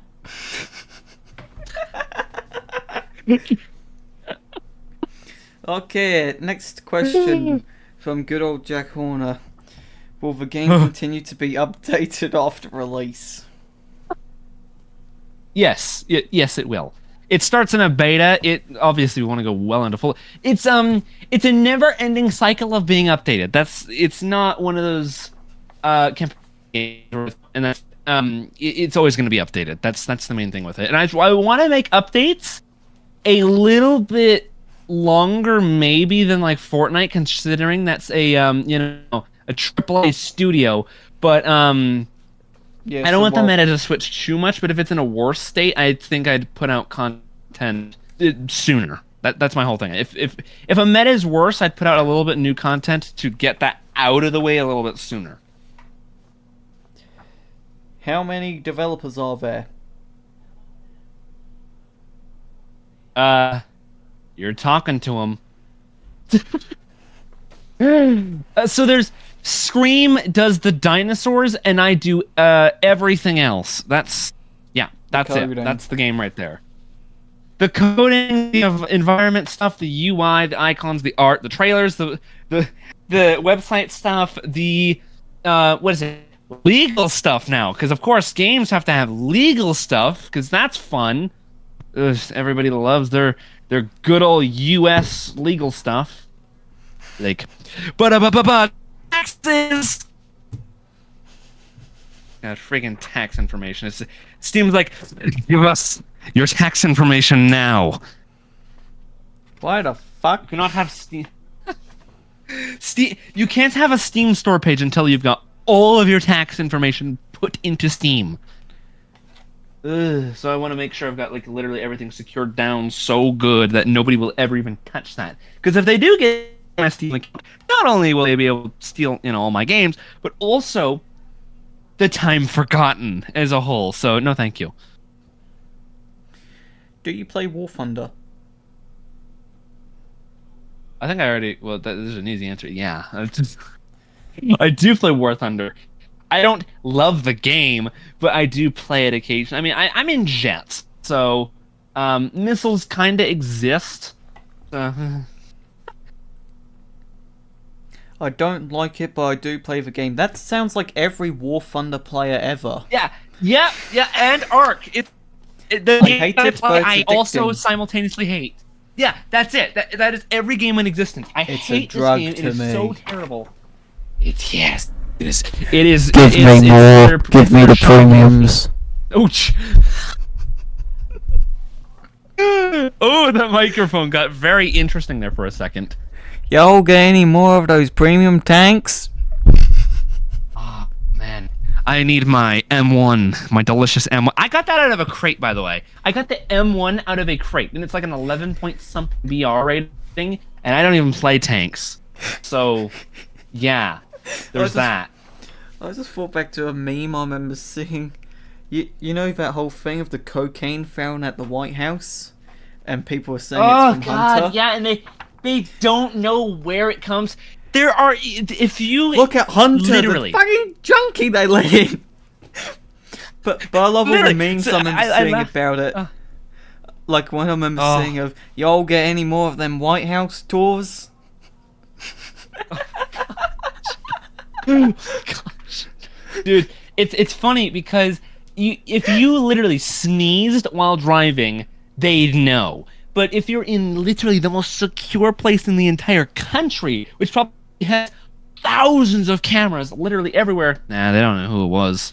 Well, Really? think about it. They managed to Really? identify and arrest numerous people who attended those January 6th events or whatever. Yet they can't And find they can't one even random- identify the person. The reason why is because Oh. they know who did it.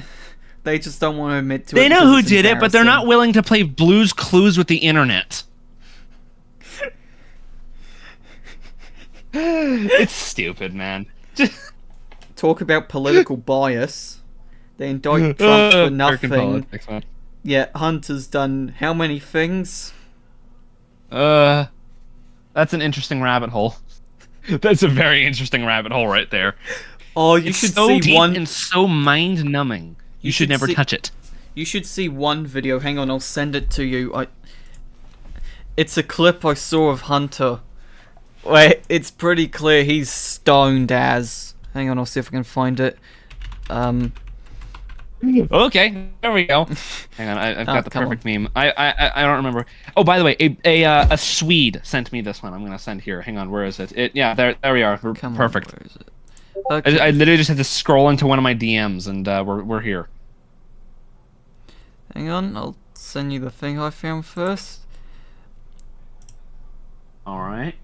Ah, a sniper water bottle. I do love that. Here you go.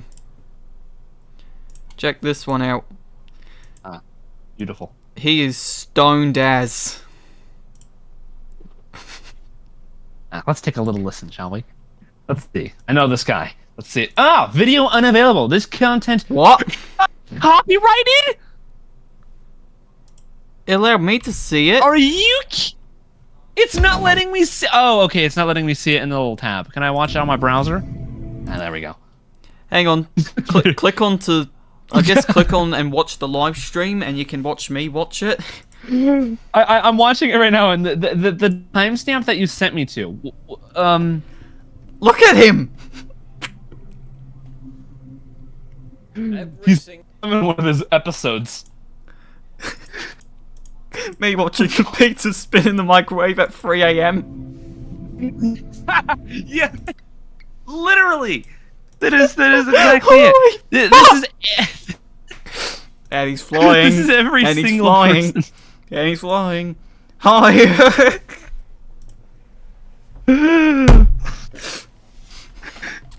I'm waiting for the stream to get taken down because YouTube's angry. But I Like, love no, Australian can't make fun of Americans. that. I love that though. just he's stoned out, looking at himself in the camera. What's going on? See, I'm an American, and I love mocking American politics because we have the worst politics I've seen in so long. Because, Oh, you should read the latest comment from Zach Marchant. He's so high, he's in a different universe.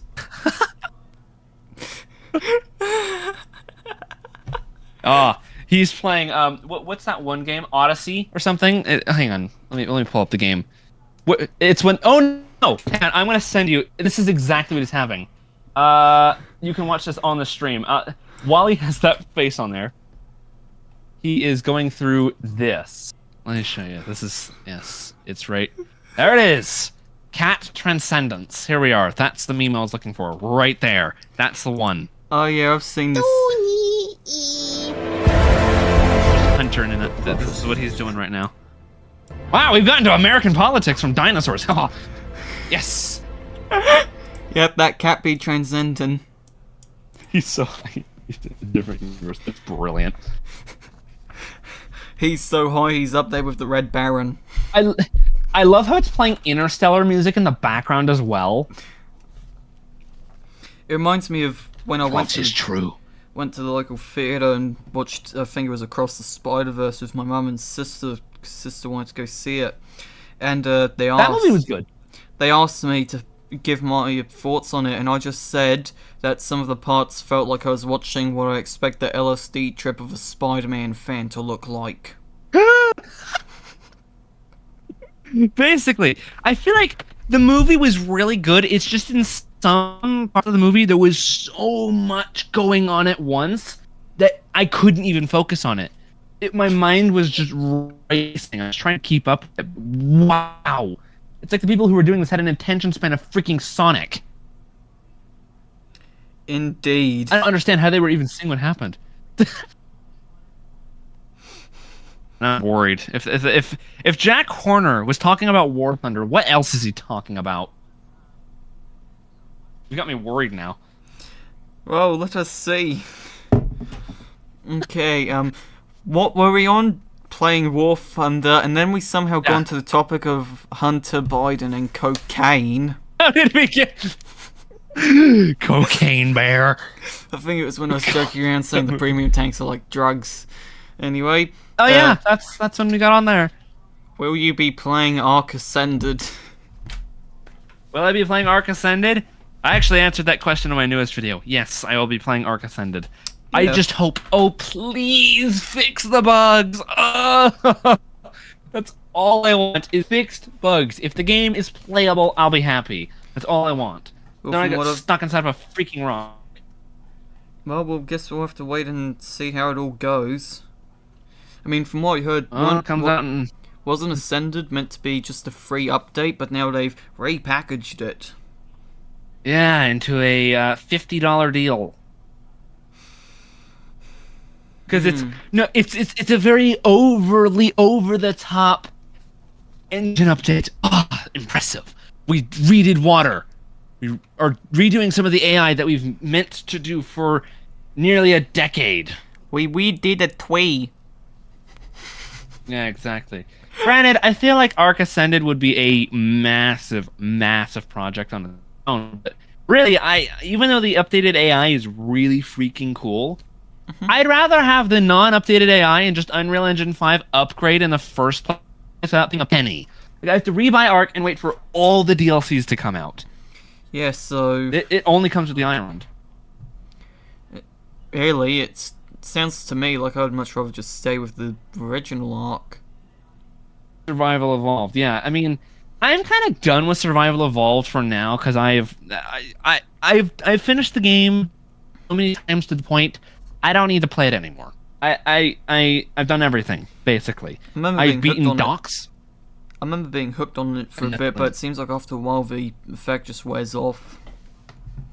That first effective wow factor is just gone. Yeah. It's like watching a movie you really love multiple times. Yeah, that's something. One movie that I noticed doesn't do that as much as a movie called Rango. I don't know why I thought about Rango. I kind of just did because, yes. Anyways. Let's go into a deep thought discussion of how much of an underrated masterpiece Rango is. Why did Rango even come in my head? A stupid movie about a chameleon.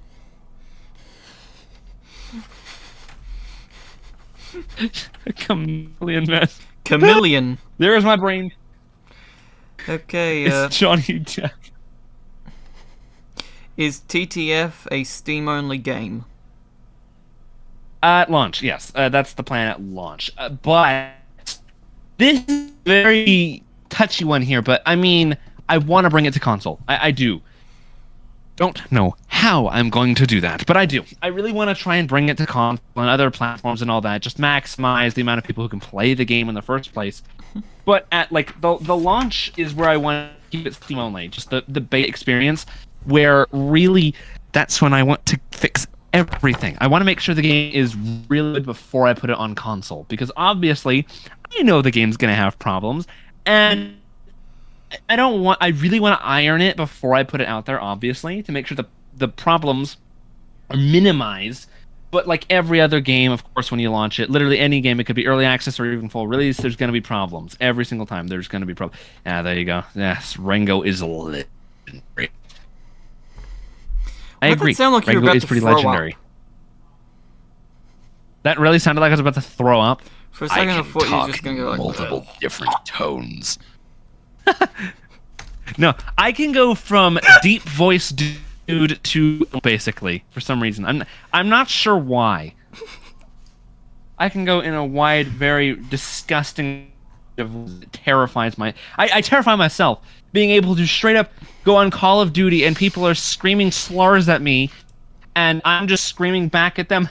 Suck at this. Like you can literally just scream back at them in an Elmo voice, Just you suck at this game. You suck at this game so much to where I remember I've made at least like 15 people leave the lobby by talking in an Elmo voice, which gets very tiring, by the way.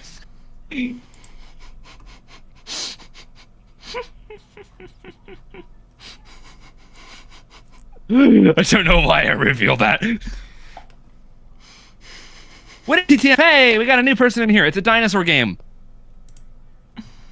I know a person. Really, TTF is it's a dinosaur. It's a battle royale, kind of. I will mention this. There's not 100 people. There is not 100 people because if there was 100 dinosaurs in this game, do you know how chaotic that would be? Like this map is bigger than the Fortnite island. Because dinosaurs tend to be bigger than people. But indeed, I also want to cut down on the amount of people, so there's a lot more immersion and a lot less chaotic. Just fight. I want there to be some ambience in the game. Sounds good.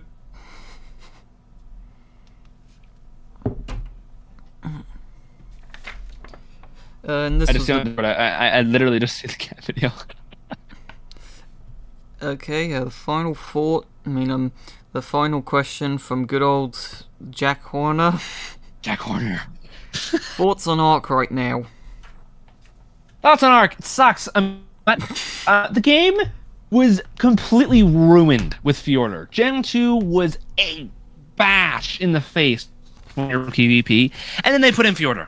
That was the final nail. That broke PvP. Lost Island was good. I loved the monkeys. It wasn't like essential or anything for PvP, but it was a really fun map to play on for PvP, except for the optimization. The optimization was garbage. But then they put in Fjordur, man, and the map is just broken. It's so overpowered. You get one of the most broken features in PvP. The Fjordhawk is broken. The Andrewsarchus is broken. The Desmodus can pick you from 50 feet away, and that's it. You kind of just die, and you can't bola things while you're being carried anymore. So you can't pull a bat. You have to whip them off, and you have to have whip. So go get a whip. Go get yourself some silk, I guess. Ooh. Yeah, Ark it's a game that I like and really dislike. I really have to make it harder for me now because I've been playing on vanilla and it's too easy. That's my thing for it now. That sounds really weird saying Ark is too easy considering it's an inherently harder game because I consider Minecraft a stupid easy game to the point I barely even consider a survival game anymore. But Ark is inherently a harder one because you've got all the AI constantly attacking you from every side. That's why I try to make the game harder by default, is to have more of the everything's coming to eat you. Because if you're a human, I mean, that's kind of the fun of it, right? You can Indeed. And go over and over and over and over. I don't like hardcore, though. Just flicking through. People are asking about my thoughts on Path of Titans. I heard you say something. Just started skimming through a book I got recently, Wildcats of the Wild from 2002 by Fiona and Mel Sundquist. And there is a cat in here called a cod. Nice fish. Cat. Cod. It looks cute. I wonder, is that a real cat? I've never heard of it before. Cod. Oh, okay, we got a question in the chat here. Okay. Cod. Thoughts on Path of Titans or the Isle? I prefer the Isle strongly because it's a lot more grounded, and PvP and Rima is just a lot better. The Path of Titans PvP is so bad. You're basically nomming on someone for 30 minutes, and then eventually they'll die. And do you get anything out of it? Not really. You get a little bit of food, but that's the point of food unless playing a stupid high rule server. There it is! The cod. What? Some it looks weird like cat. a What are those little cat, like those little desert cat things? I don't even know what to call Sand them. cat? They're no, they're the. There's the caracal, and then there's the other one. It's another one. I think. Serval? Is it? No, it's not an ocelot. Serval. There you go. Not an. I was going to say it's not an ocelot. It's a serval. Freaky Just little creatures. cuter for some reason. Freaky Freaky little cat. creatures. Cats are so weird, man. But yeah, Path of Titan. The combat is clunky, and the servers are pretty bad optimization in there, and the movement feels slow, really slow compared to Evrima, which everything feels fast in Evrima for some reason. But, yeah. What? From what I've heard, it's Why did I good. say Tuscan Raiders? Look in chat. Tuscan Raiders. Serval, that is correct. Yeah. But yeah, Um, I forgot what I was gonna say. I was so just cut off by yeah. Tuscan Raiders. We're in Star Wars. Yeah, I was gonna say, from what I've heard, Path of Titans is a very bare bones game. It is very bare bones. I will say, even though it's hyped to be better, and content creators will say it's better than the Isle, it is so much worse in reality. Because the thing is, even though there's a lot of customization, yeah, we'll talk to chat again. Even though there's a lot more customization that server owners can do, the official game, like on servers official, are unplayable. And the community servers, there's no consistency because it's so customizable. So I don't really like it that much. I come from the Sabaton memes. Same. Same. Dude, the Sabaton memes are S tier content. But it's good. It's good there's a whole new channel for really the memes and all that. Because now you got all this stuff. You got the paleontology and the, Sabaton. All in different channels, but they're by the same person, which is pretty fun. Oh god. Okay, I need to turn this off. For some reason, I still have the limitless cat thing on loop in the background. I need to turn that off. There we go. What the hell? That has been playing the entire time I've been talking. I don't know how it turned on loop. It kind of just did that on its own, but apparently it was just playing on loop because I've heard the exact same, the same sound effect 4 times in a row now. And I've realized, wait, I've been listening to this on repeat.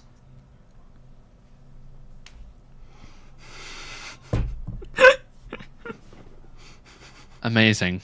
Oh, I did it I again. was thinking about that one.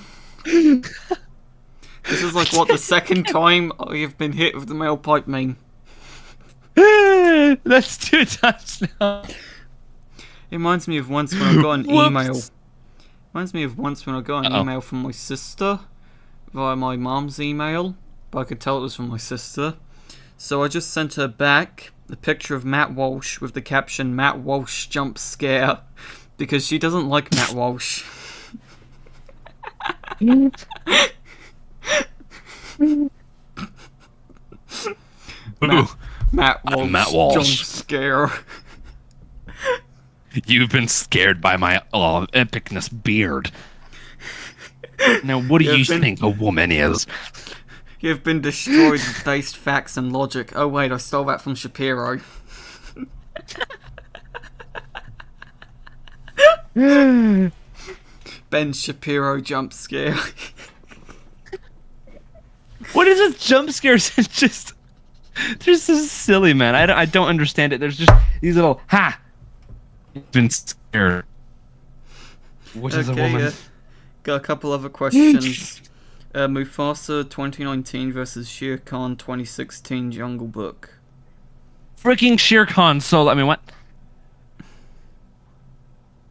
Literally hunts down. He's a literal predator tiger. I don't know what more you want from a story. He hunts down a child for 2 hours straight. If you want The anything ultimate more out of predator. a movie, you're crazy.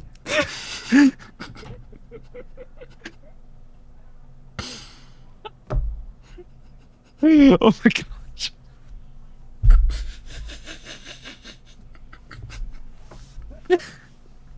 We go so off topic in these conversations. We go from serious intent on the interview. And then we go to, you've been jump scared by Matt Walsh's beautiful beard.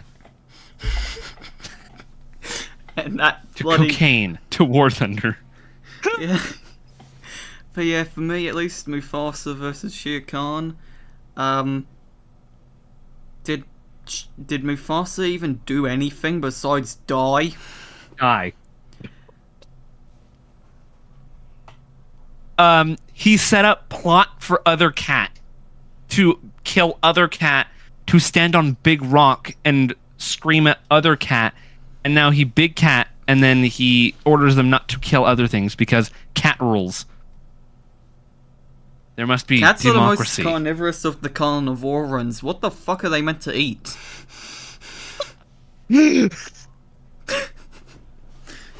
It's the circle of... But yeah, now have a question. The ultimate question of...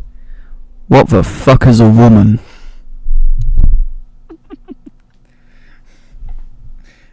Hang on. Let me send you a quick image. I know exactly what it is. Oh no. And there you are. A woman. What the f...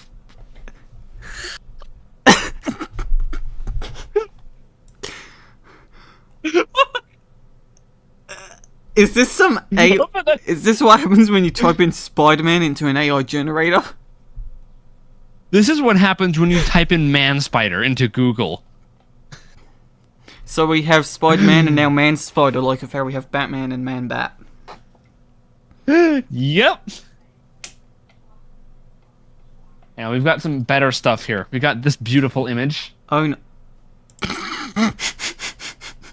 Goose. I mean duck. This beautiful representation of a Tyrannosaurus Rex. Why does it look like the V-Rex from King Kong 2005? Underrated movie. Monkey want to have relationship with human. So anyway, now the question is, would you do it? Yes. I agree.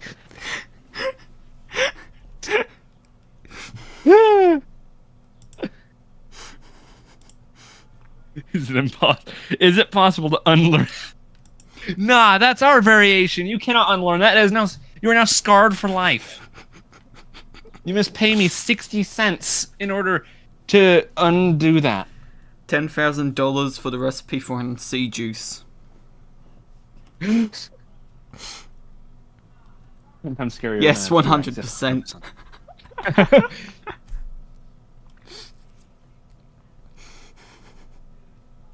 Let's see, what else can I throw in here? Oh no. Oh no. Yes, the History Channel. I honestly wouldn't expect anything less from the History Channel. By the way, that is a screenshot from a game called Dinosaur D-Day. Hang on, it's real? It is real. You can't... I don't know if you can play as this, but you can literally play as Nazi dinosaurs.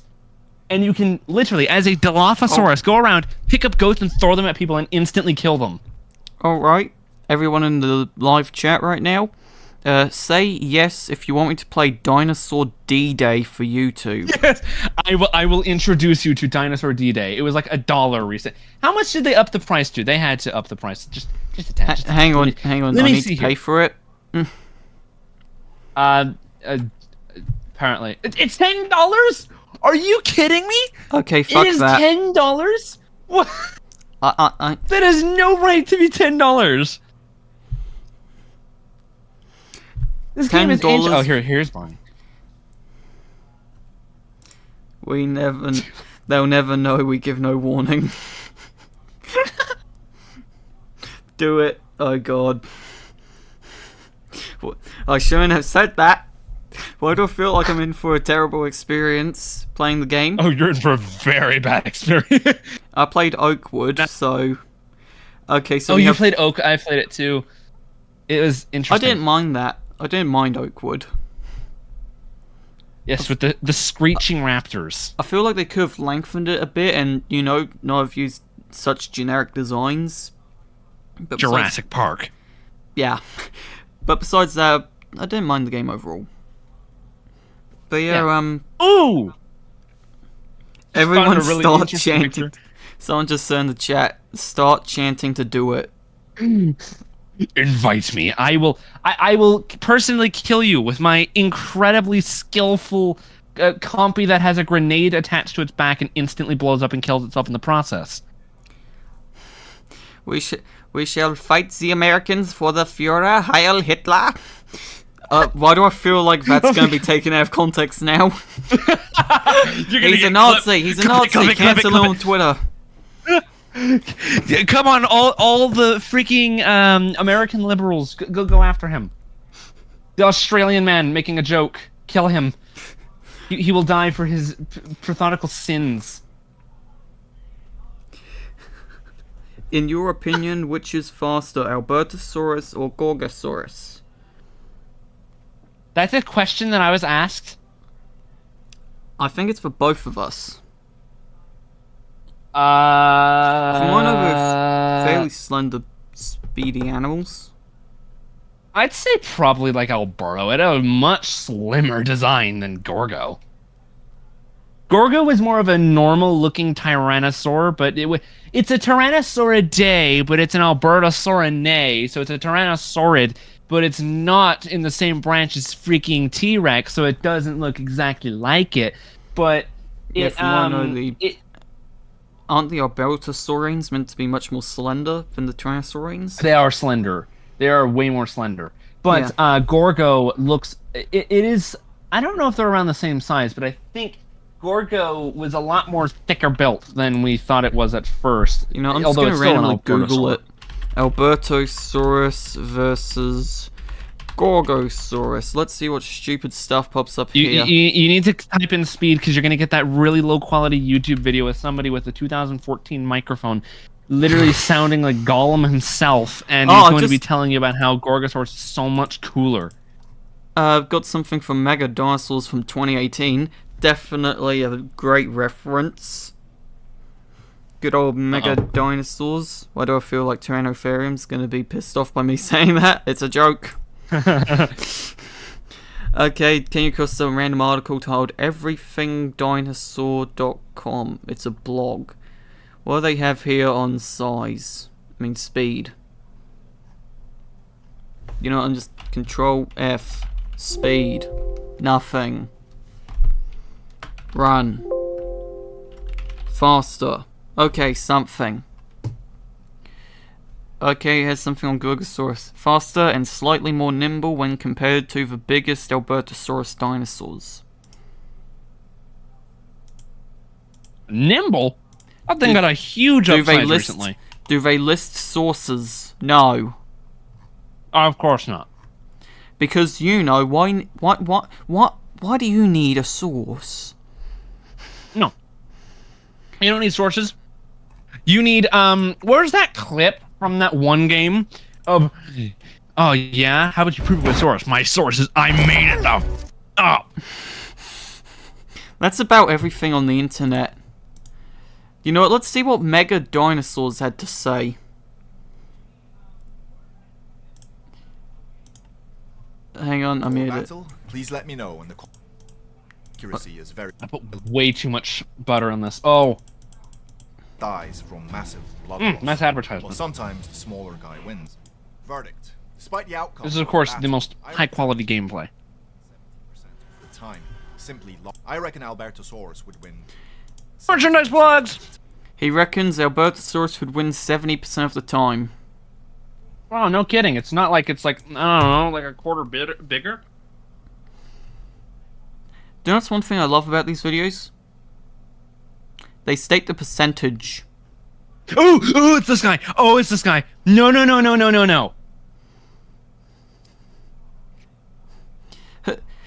How do they even calculate the percentage? Going back to my point earlier, he made it the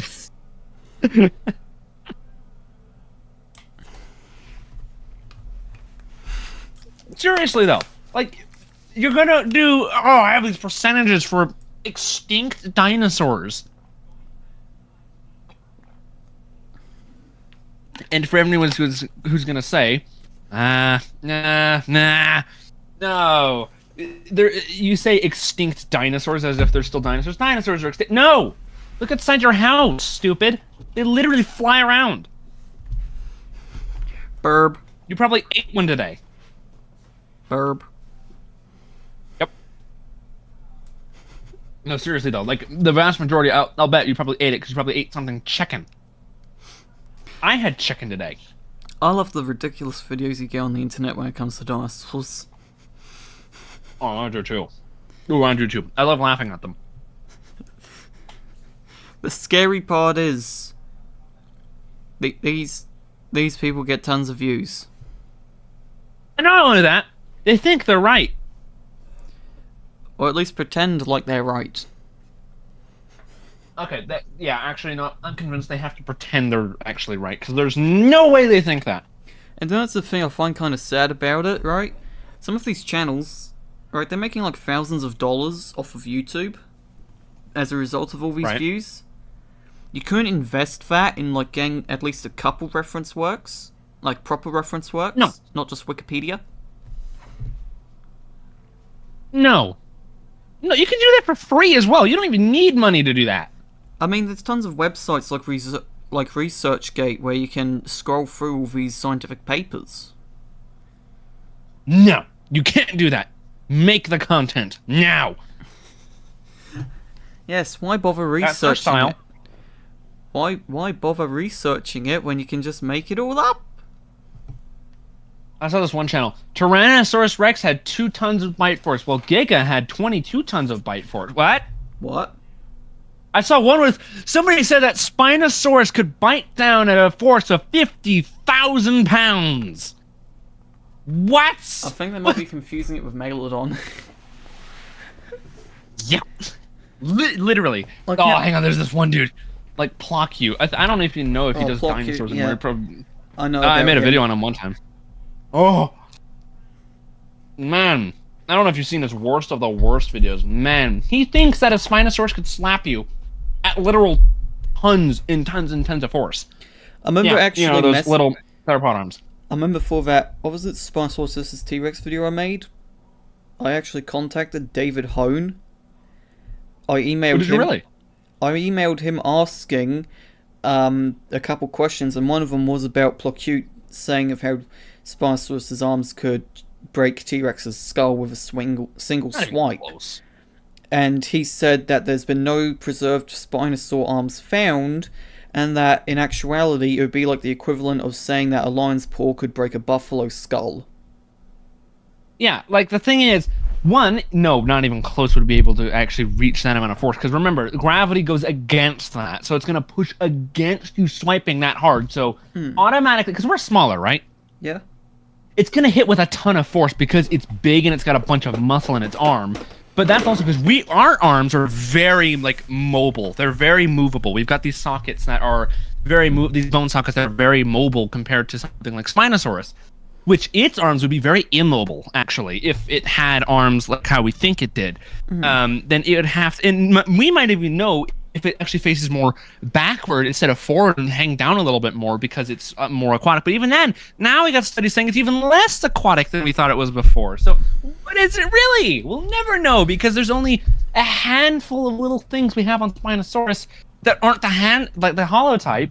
And the holotype went from like 22 tons and now it's sitting at a solid 4.2 tons. Like, that's the holotype. 4.2. That is just over Megatheropod. It's that tiny now. And really, because something like, let's just say a dromaeosaur. Obviously, no dinosaur could pronate its wrist, right? It had a lot more locked kind of bones than you'd think. Like a human, we can rotate ours. We can pronate them. We can have them neutral. We can even invert them the complete opposite way they're supposed to go. But on something like a dinosaur, they could still move their arms like back to face forward-ish and have them sprayed outward like if it was going to pounce on top of something. But it would have to move its actual arms out, and they'd have to be flexible enough to do that Spinosaurus's arms probably would not be as flexible as something like a dromaeosaur, which are positioned in a better position to actually sprawl out to grab something. Spinosaurus would rather just pick it up something that's more like directly below it. It'd grab it with its jaw like a big fish or something, pull it back and grab it and kill it with its claws, most likely would be the thing, and pull it out of the water. That'd be a great way for it to hunt, but obviously there's no way of actually saying that would happen. Maybe it had, you never know, it had Carnotaurus arms. It couldn't actually do anything with them. Probably not, but I mean, evolution. We got things like freaking, the memes of Spinosaurus. Have you ever seen that? The whale. You've seen that, right? The elephant sea whale. Rant from Laser Pig. Uh-oh. That's either good or bad. Oh, man, it can be funny. So yeah, Fuck me. It would swipe harder than something like a T-Rex doing that, but its actual gripping strength, or just like actually hitting you, would rely on the claws actually getting you, rather than the general force itself. I mean, no real theropod's arms were like genuinely weak, unless it was because Carnotaurus had basically functionally useless arms, other than, let's just say, something to do with mating. The possible mating dance shown off in Prehistoric Planet. I love exactly that. But that's also I like it too. It actually gives them a use, which most of everything on any kind of a creature has a use in one way or another. So it's good to give that a use. When I watched that scene. Yeah, I remember I was watching that with a family member, and they just like started crying, laughing at that, and going, "Are you serious? Did a dinosaur really do that?" And I said, "Yeah, possibly. You never know." I mean, for crying out loud, they have sauropods with air sacs in its neck. I found that air sac one ridiculous. I mean, sure. I mean, obviously, yeah, sure, dinosaurs had lighter bones, but sauropods. It could be possible, but sauropods. It was so conceptual. As far as I know, sauropods are confirmed to have air sacs and all that, but they were all internal air sacs, and they would come out like a frog. So I keep cutting you off, sorry. So for me, at least, it's one of those things where it's starting to get a bit out there when it comes to the speculation, even with the evidence of air sacs and all that. I mean, like, yeah, sure, speculation can be good, but for me, there's certain cases where you should rein it in a little. Because how many people do you think are actually going to look and go, oh, that's just them speculating around? And how many are going to think, oh, they must have done that in real life?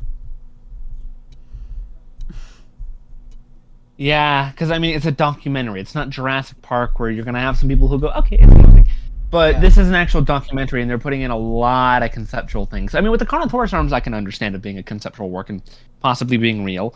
But the air sacs actually coming straight out of the neck it's a little out there. Because the air sacs would be a little bit different to that. They wouldn't like go in and out and in and out and in and out if it chose to, just to show its dominance. Like, you can see that the fight was awesome, by the way. And I liked how most people will say, oh, they couldn't rear up on their hind limbs because they were too heavy. Well, it depends on how they might rear up. You never know. And if they have something to actually lean up against, like another sauropod, then it could be possible. You never know. As long as they can get down easy enough, maybe they could get on their hind legs. And you never know. The atmosphere also might have been slightly different than today. So the amount of gravity might have been a lot less than we think. Or probably was more, let's be real. Anyway, got a couple questions here for us. I'm guessing mainly.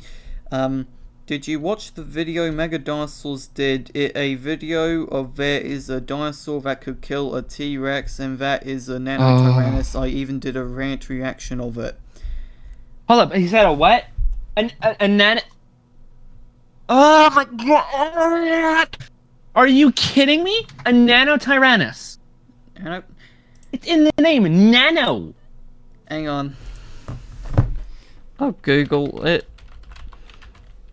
Isn't it like Jack Horner speculates it to be dubious and just a T-Rex? What the hell? Like a juvenile Rex? Pretty sure that the majority of people agree that it just was a baby T-Rex. And hence why feathers really got brought into the discussion of T-Rex. I feel like I'll watch it later. I think Calvin needs his brain cells right now. Does he list sources? No, all he has in the description is, think the T-Rex was the apex predator, think again.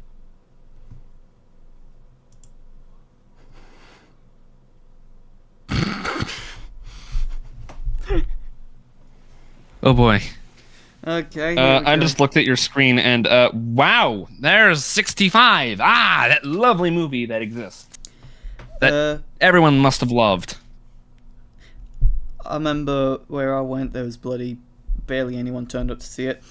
Anyway, what are your thoughts on Feather Nazis and Awesome Bros? What? What? As far as I know, the Oh, Awesome Bros aren't you're talking about the people who go, it needs feathers, and it needs to look like epic rad lizard man. So the Both are terrible. Feather Nazis are basically people like Trey the Explainer who think all dinosaurs had feathers. And then the Awesome Bros, those are people that just imagine these animals fighting each other constantly, isn't it? Jurassic Park. Those people. I mean, give your take. I got an interesting take on that. For me, I'll just find the whole feather thing stupid. I mean, yeah, sure, there's evidence for some dinosaurs having feathers, but like I remember one thing I read in, I think it was a blog post from Saurian. I read through it for my Ark Survival Evolved video, so you should be able to find it in the sources there. But they said something about, I'm trying to remember. I think it was one study done by someone who's been helping them with the game, found that integument on animals, whether it be hair, feathers, whatever, loses its effectiveness and any benefits you might get from it once you're surpassing weight, depending on the environment, of 1 to 3 tons metric. So yeah, it starts losing its effects. So imagine how quickly, which would mean a lot of dinosaur.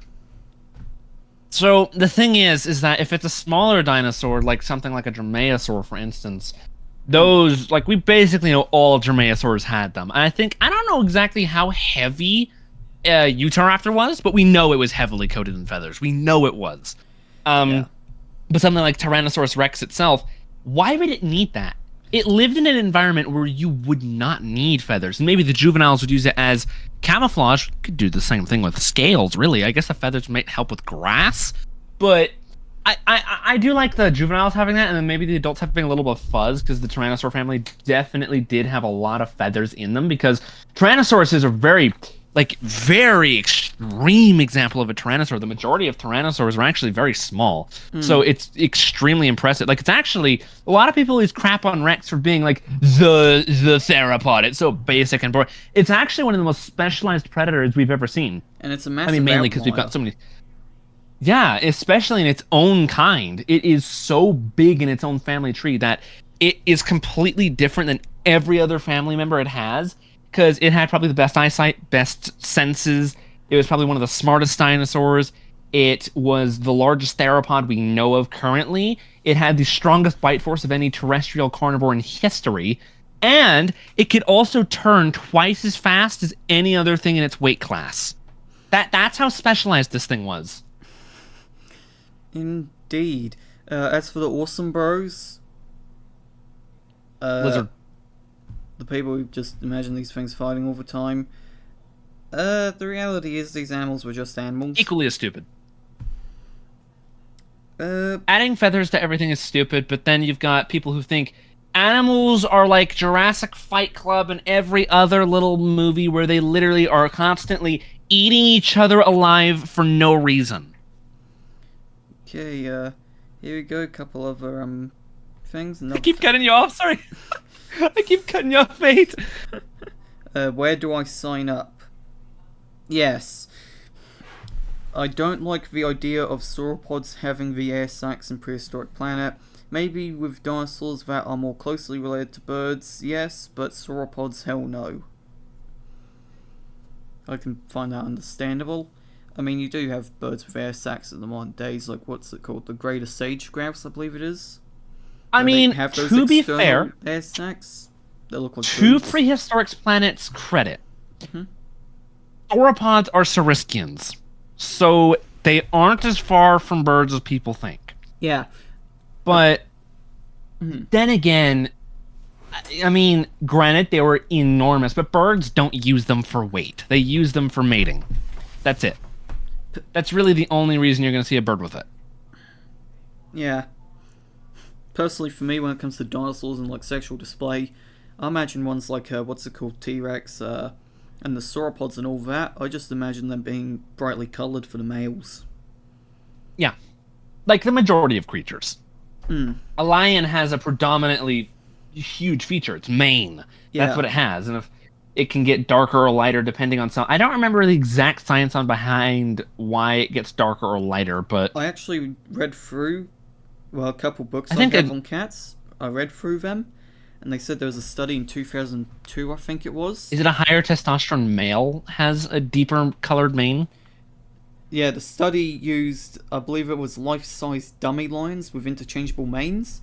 And they found females were more attracted to darker-maned lions, regardless of the length, because said mane colour is correlated with testosterone.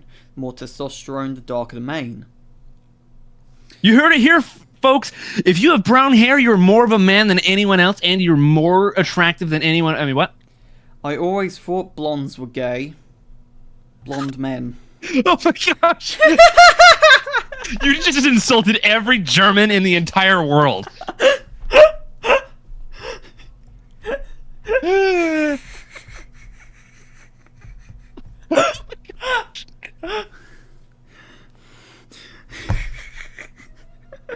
Oh my gosh! Welcome to the internet. There it is again. You can never get enough of that. But yeah, they also talked about the idea for protection in one of the books I have. I think it's Cats of Africa by Luke Hunter. And they talked a little bit about the idea of the mane for protection, and they said that wounds to the body, well, lions don't typically aim for the throat or shoulders, which is where the mane is located. And alongside that, wounds to where the mane is, they're about as severe as that on other parts of the body. So if there is any sort of protection value from the mane, it's very minuscule. I mean, it's hair, so it's not going to be super protective.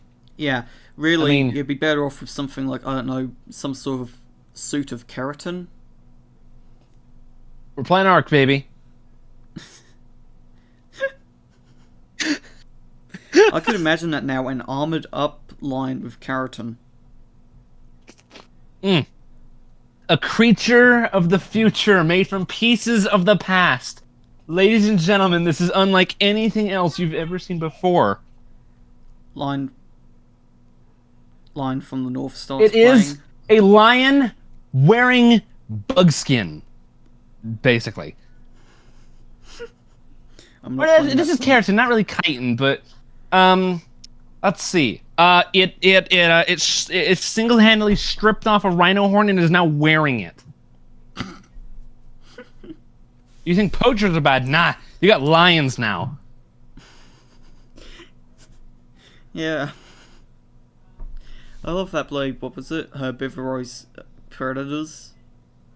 Oh, side effect of making the predators herbivores. No attacks from predators. Oh, yeah, dude, there's those people who want to, what is that, herbivorize predators or something. I don't even know what to say. How would that, no, that doesn't, I get it. Pain is a thing that sucks, but it's universal. You get pain by stubbing your toe, okay? You get pain in every way imaginable. It's not outlandish to think that pain would be a part of the life cycle. As far as I see it, herbivorous predators is just some people who are I'm mad but hurt. When they don't know anything about an actual ecosystem. Period. Yeah. So their whole There's not one ecosystem that thrives on pure herbivores. Yeah. So as far as I see it, they're just like, I'm mad but hurt, make the predators herbivores. And that's their entire argument. Haven't they seen that episode of Futurama with the tofu-eating lion? Oh yeah, that exists. I forgot about that. We made a lion eat tofu. It's starving to death. It's coughing. Starving to death. It's barely moving. There was a vegan woman who starved to death. What was that? What was that? What was that like weird groaning noise it was making too? Like oh. And it just spits out this lump of shit. Oh wait, tofu. It reminded me of Family Guy, honestly. That's something you'd see straight out of there. Okay, another comment. Yes, that is correct. Hey, we were Black correct. Main lions have more high testosterone and they get more SS with the females and they're more dominant. So that means Simba was a simp. He's a soy boy. I knew it. He's Soy boy, lying. Soy boy. What does that make Mufasa? I mean, technically Mufasa's, but wait, then what does that make Scar? Mufasa's He's a freaking alpha male. Mufasa's a cuck. And Scar is a bloody alpha male with, like, testosterone levels, like, 3 times that of Andrew Tate. Running through his veins. His veins are popped out and you can see them. He's built like fucking Arnold Schwarzenegger. I mean, oh my gosh. He's got them freaking curves and that nice big chin. I mean, gosh dang it. Like, for a lion, they gave them... I get, like, it's more human-y features, but that's because of the cartoon. That's one thing I don't like about live-action remakes, especially if it's animals, really, is you remove all of their character, making them look real. That's my gripe with it. Yeah. Like with the Lion King remake was only that they kind of lost their character. Other than that, I didn't really mind the movie as much as others. I haven't really seen the Lion King remake, and I'm not interested at all. I mean, really, Money. Mufasa is a black main lion in 2019. Oh, so they've made him a Giga Chat as well. Giga Chat? Oh yeah, he is a black man lion, yeah. And then Scar has like this dirty, like, rag of a mane. He's been meaning to groom himself, but he's lost track trying to get rid of Mufasa. No, he actually does. He literally, like, is grooming himself in the movie for, like, a scene. Because, of course, you know, realisms. Realisms. You know, in a kid's movie. Yes. Lovely stuff. Ooh, here, I've got a lovely screenshot. Oh no. Why are you sending me? Well, I sent you that horrifying Transformers meme. Oh, I see feet pics. Send them.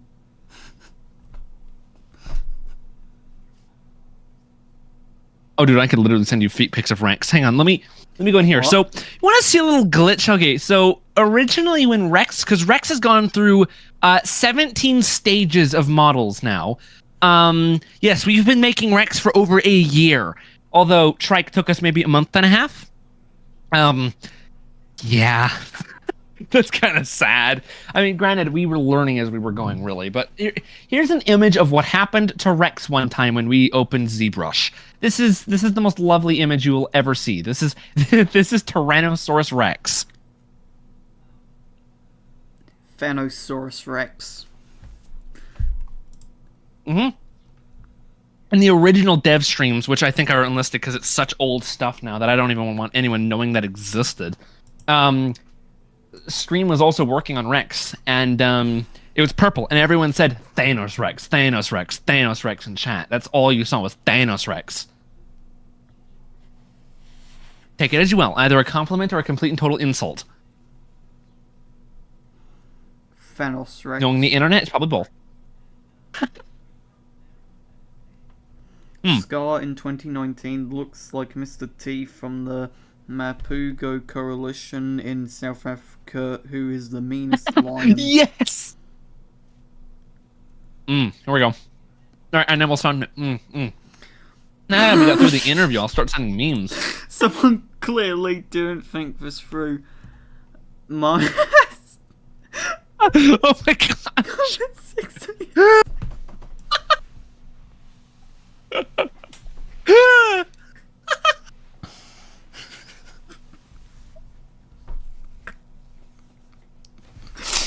That reminds Normally the M is on the right side.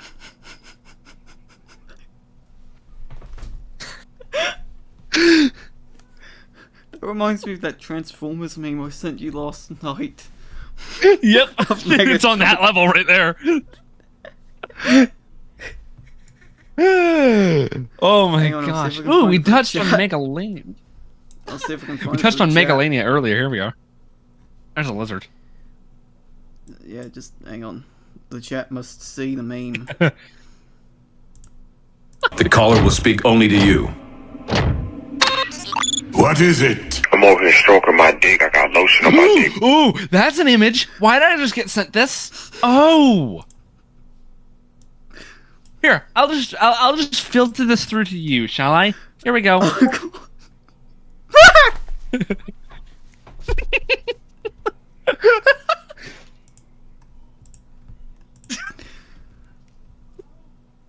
What is this expense? I just spilt water all over myself. Amazing. Nick thinks he's a dog here. He is getting ready to scare the mailman.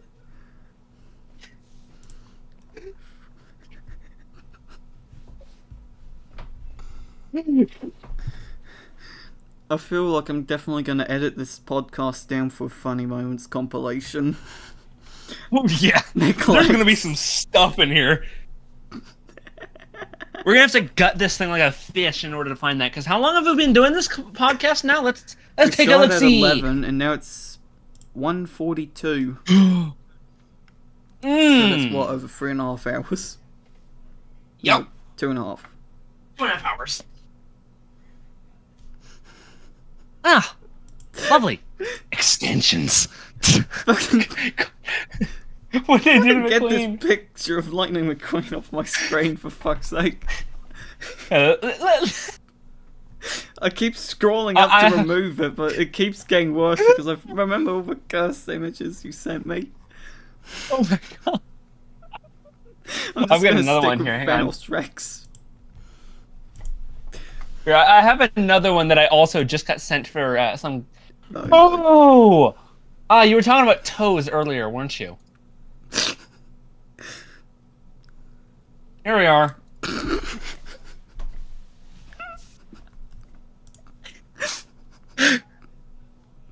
Oh, all right. Here we go. Let's see how creeped out you get with this one. Kazoo. Jesus Christ. Oh Christ. Oh, these get bad. I haven't seen Cars in I think like over a decade, but I will never be able to watch it again. Not after seeing this one, you won't. Centaur, but the human car is replaced with the front half of Lightning McQueen.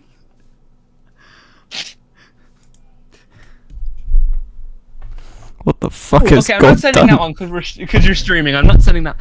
Okay, let's go with this one. Let's make Cars watchable again by doing this. The only real way to have Cars. Could you? Could you?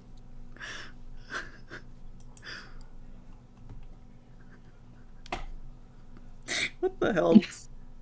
Do you think God stays in heaven because he's he's created? Yep. That that is the only good moment from Spy Kids 2. Changed my mind. I didn't even know that shit was from Spy Kids until like a week ago when I saw someone comment that on the original clip. What even is this? No. Oh no, I can't send that one. No. Why is someone literally just? Here we go. I can send this one now. This is the biology of a car.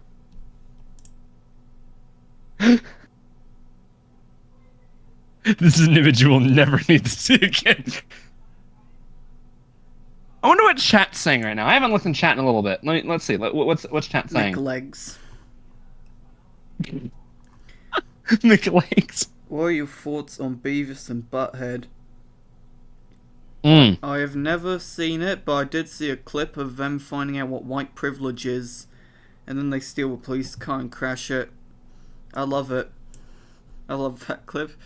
Put your hands where I can see them. Sir, you don't seem to understand. We have white privilege. Get on the ground now. I think you're just uneducated. Let me find another beautiful image for you. Hang on. I have some gorgeous ones here. You know what? Let me find a very cursed TTF image. You know, that'll be very fitting here, because trust me, I've got quite a few of them. Yes. Here, let me show you Tyrannosaurus Rex, by the way. Here you go. This happened. Oh no.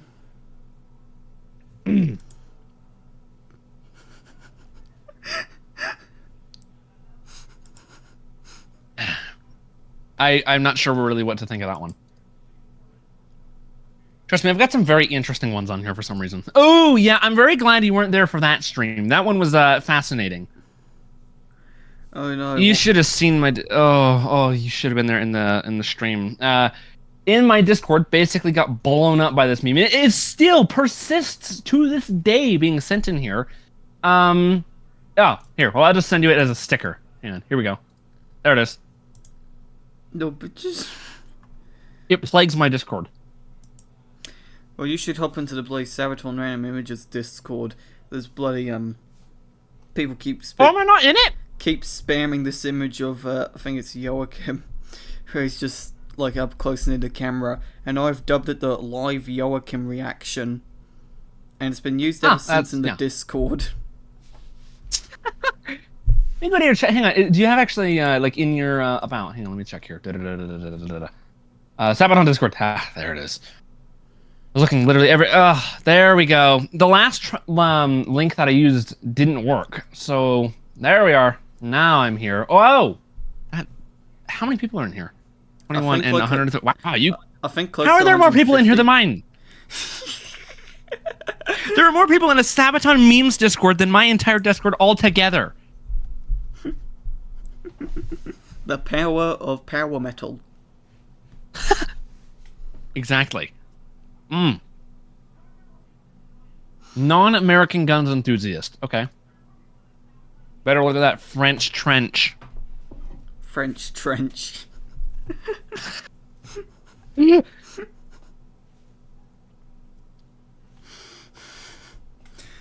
I love some of the shit I get sent there. Some of it I just look and I'm sat there like, oh, should I really put that in a video?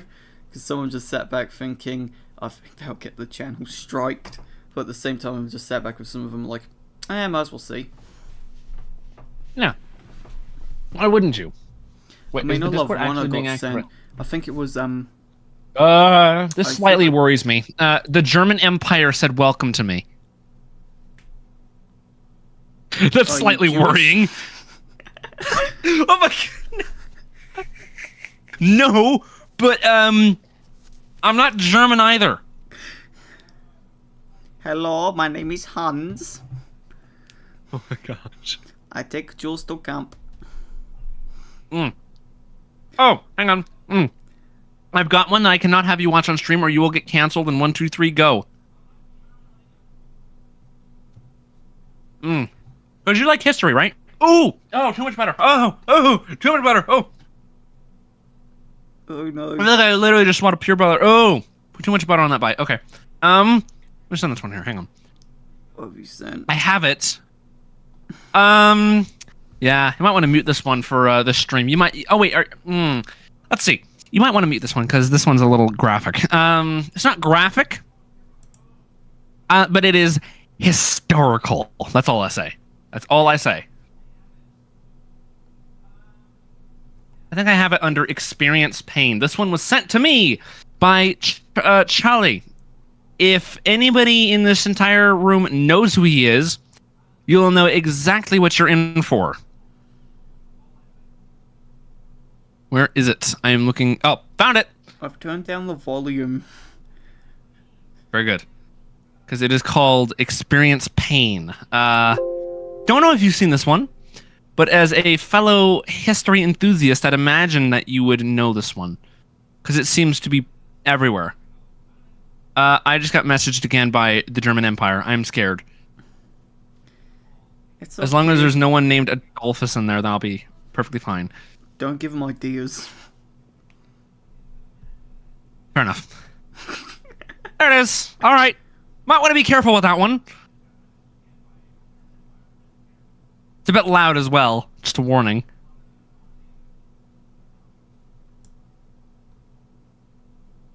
Yeah, there we go. Little cat reaction there. It's about to come through. Come on, Discord. It's there. Why did it come in this? Oh, let me just send it like this. Let me just send it in a trim. Here we go. I think I'll click it. There we go. Oh no. You know We're going on a trip to... Nope, I'm not playing that on here.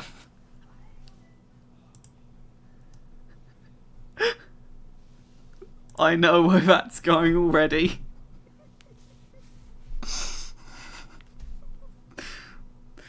I am definitely getting copyright claimed for that.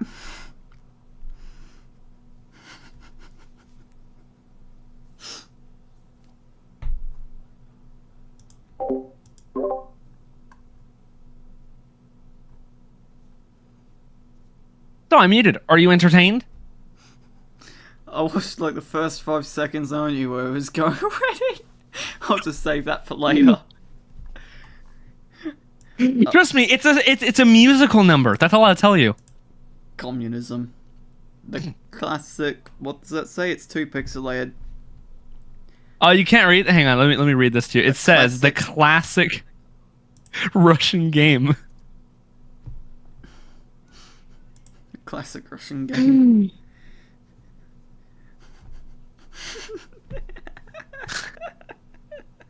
We only have one viewer now. They did not like the Auschwitz meme. They did not like it.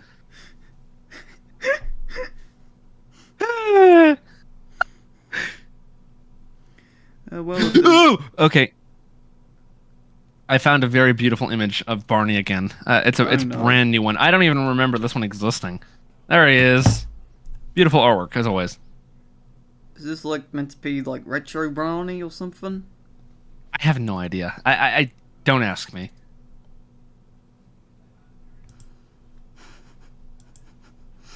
Welcome to the internet. Come on and take a seat. Would you like to see the news or any famous women's feet? Wherever you found that quote, it is amazing. Bo Barnum's Welcome to the Internet. Ah. That sounds about right now. Why have we descended into... Ah, nap time! Hang on, have you ever seen this commercial before? It is the most amazing thing ever. Oh no. It's nothing to do with history. It has everything to do with parenting control.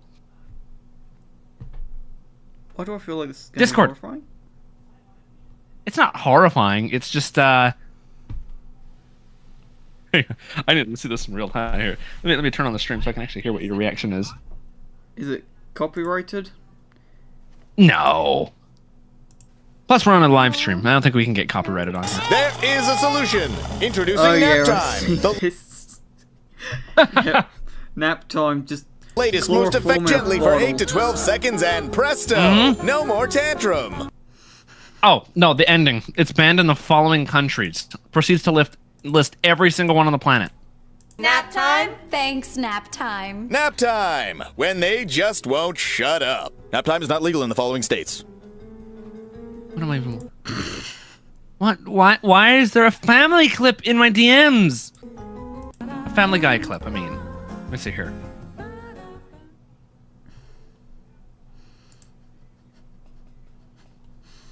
welcome Oh my. This podcast has turned into us sitting here watching memes. Amazing, right? So, we've gone from dinosaurs. Well, no, we've gone from ranting about Discord to dinosaurs, to games, to Hunter and his cocaine addiction, Yep. to whatever the fuck else, to now this. Environmental. There's an endangered species right there.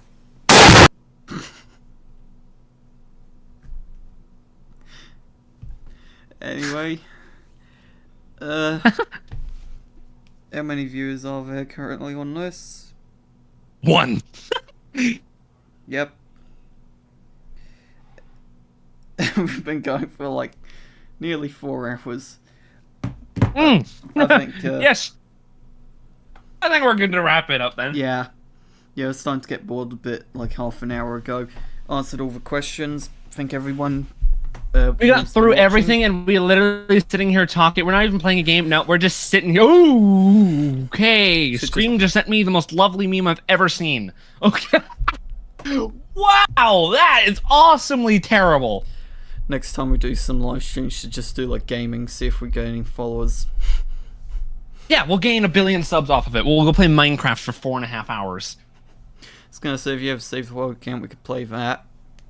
I do have Save the World, yeah. Oh, you do? Totally do that. Could do that next time. Oh, yeah. What's your power level? My power level? I have not played the game in 2.5 years. Well, recently I hit 130. Oh, dang.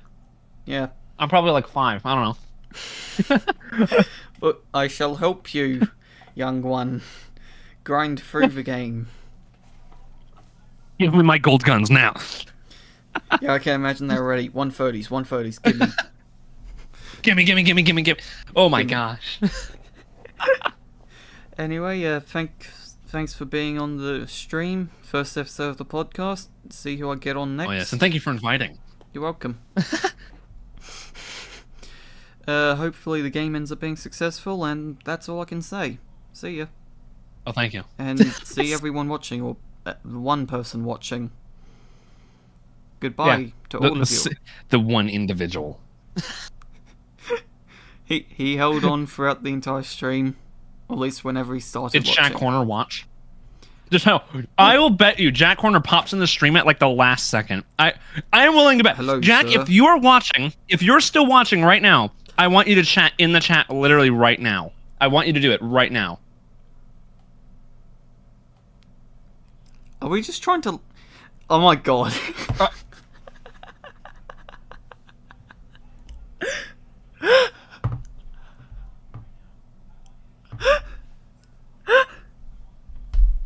He's here. The man himself.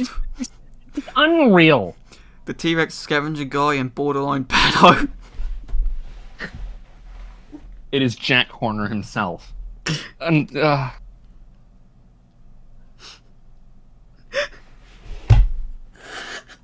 He's just been quietly watching us the entire stream. Watching and observing. a creep. He's like Scott Morrison, Minister for Everything Everywhere. Careful, you're gonna wake up with a black eye.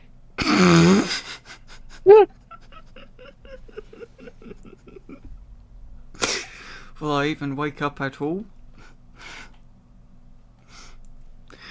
Anyway, ladies and Dude, the ultimate battle. Anyway, ladies and gentlemen, I think this is the best way to leave it off. This is a good time to leave it off, yeah. Yeah. See you next time on the podcast. Hey, Goodbye. Roblox? What? See you later.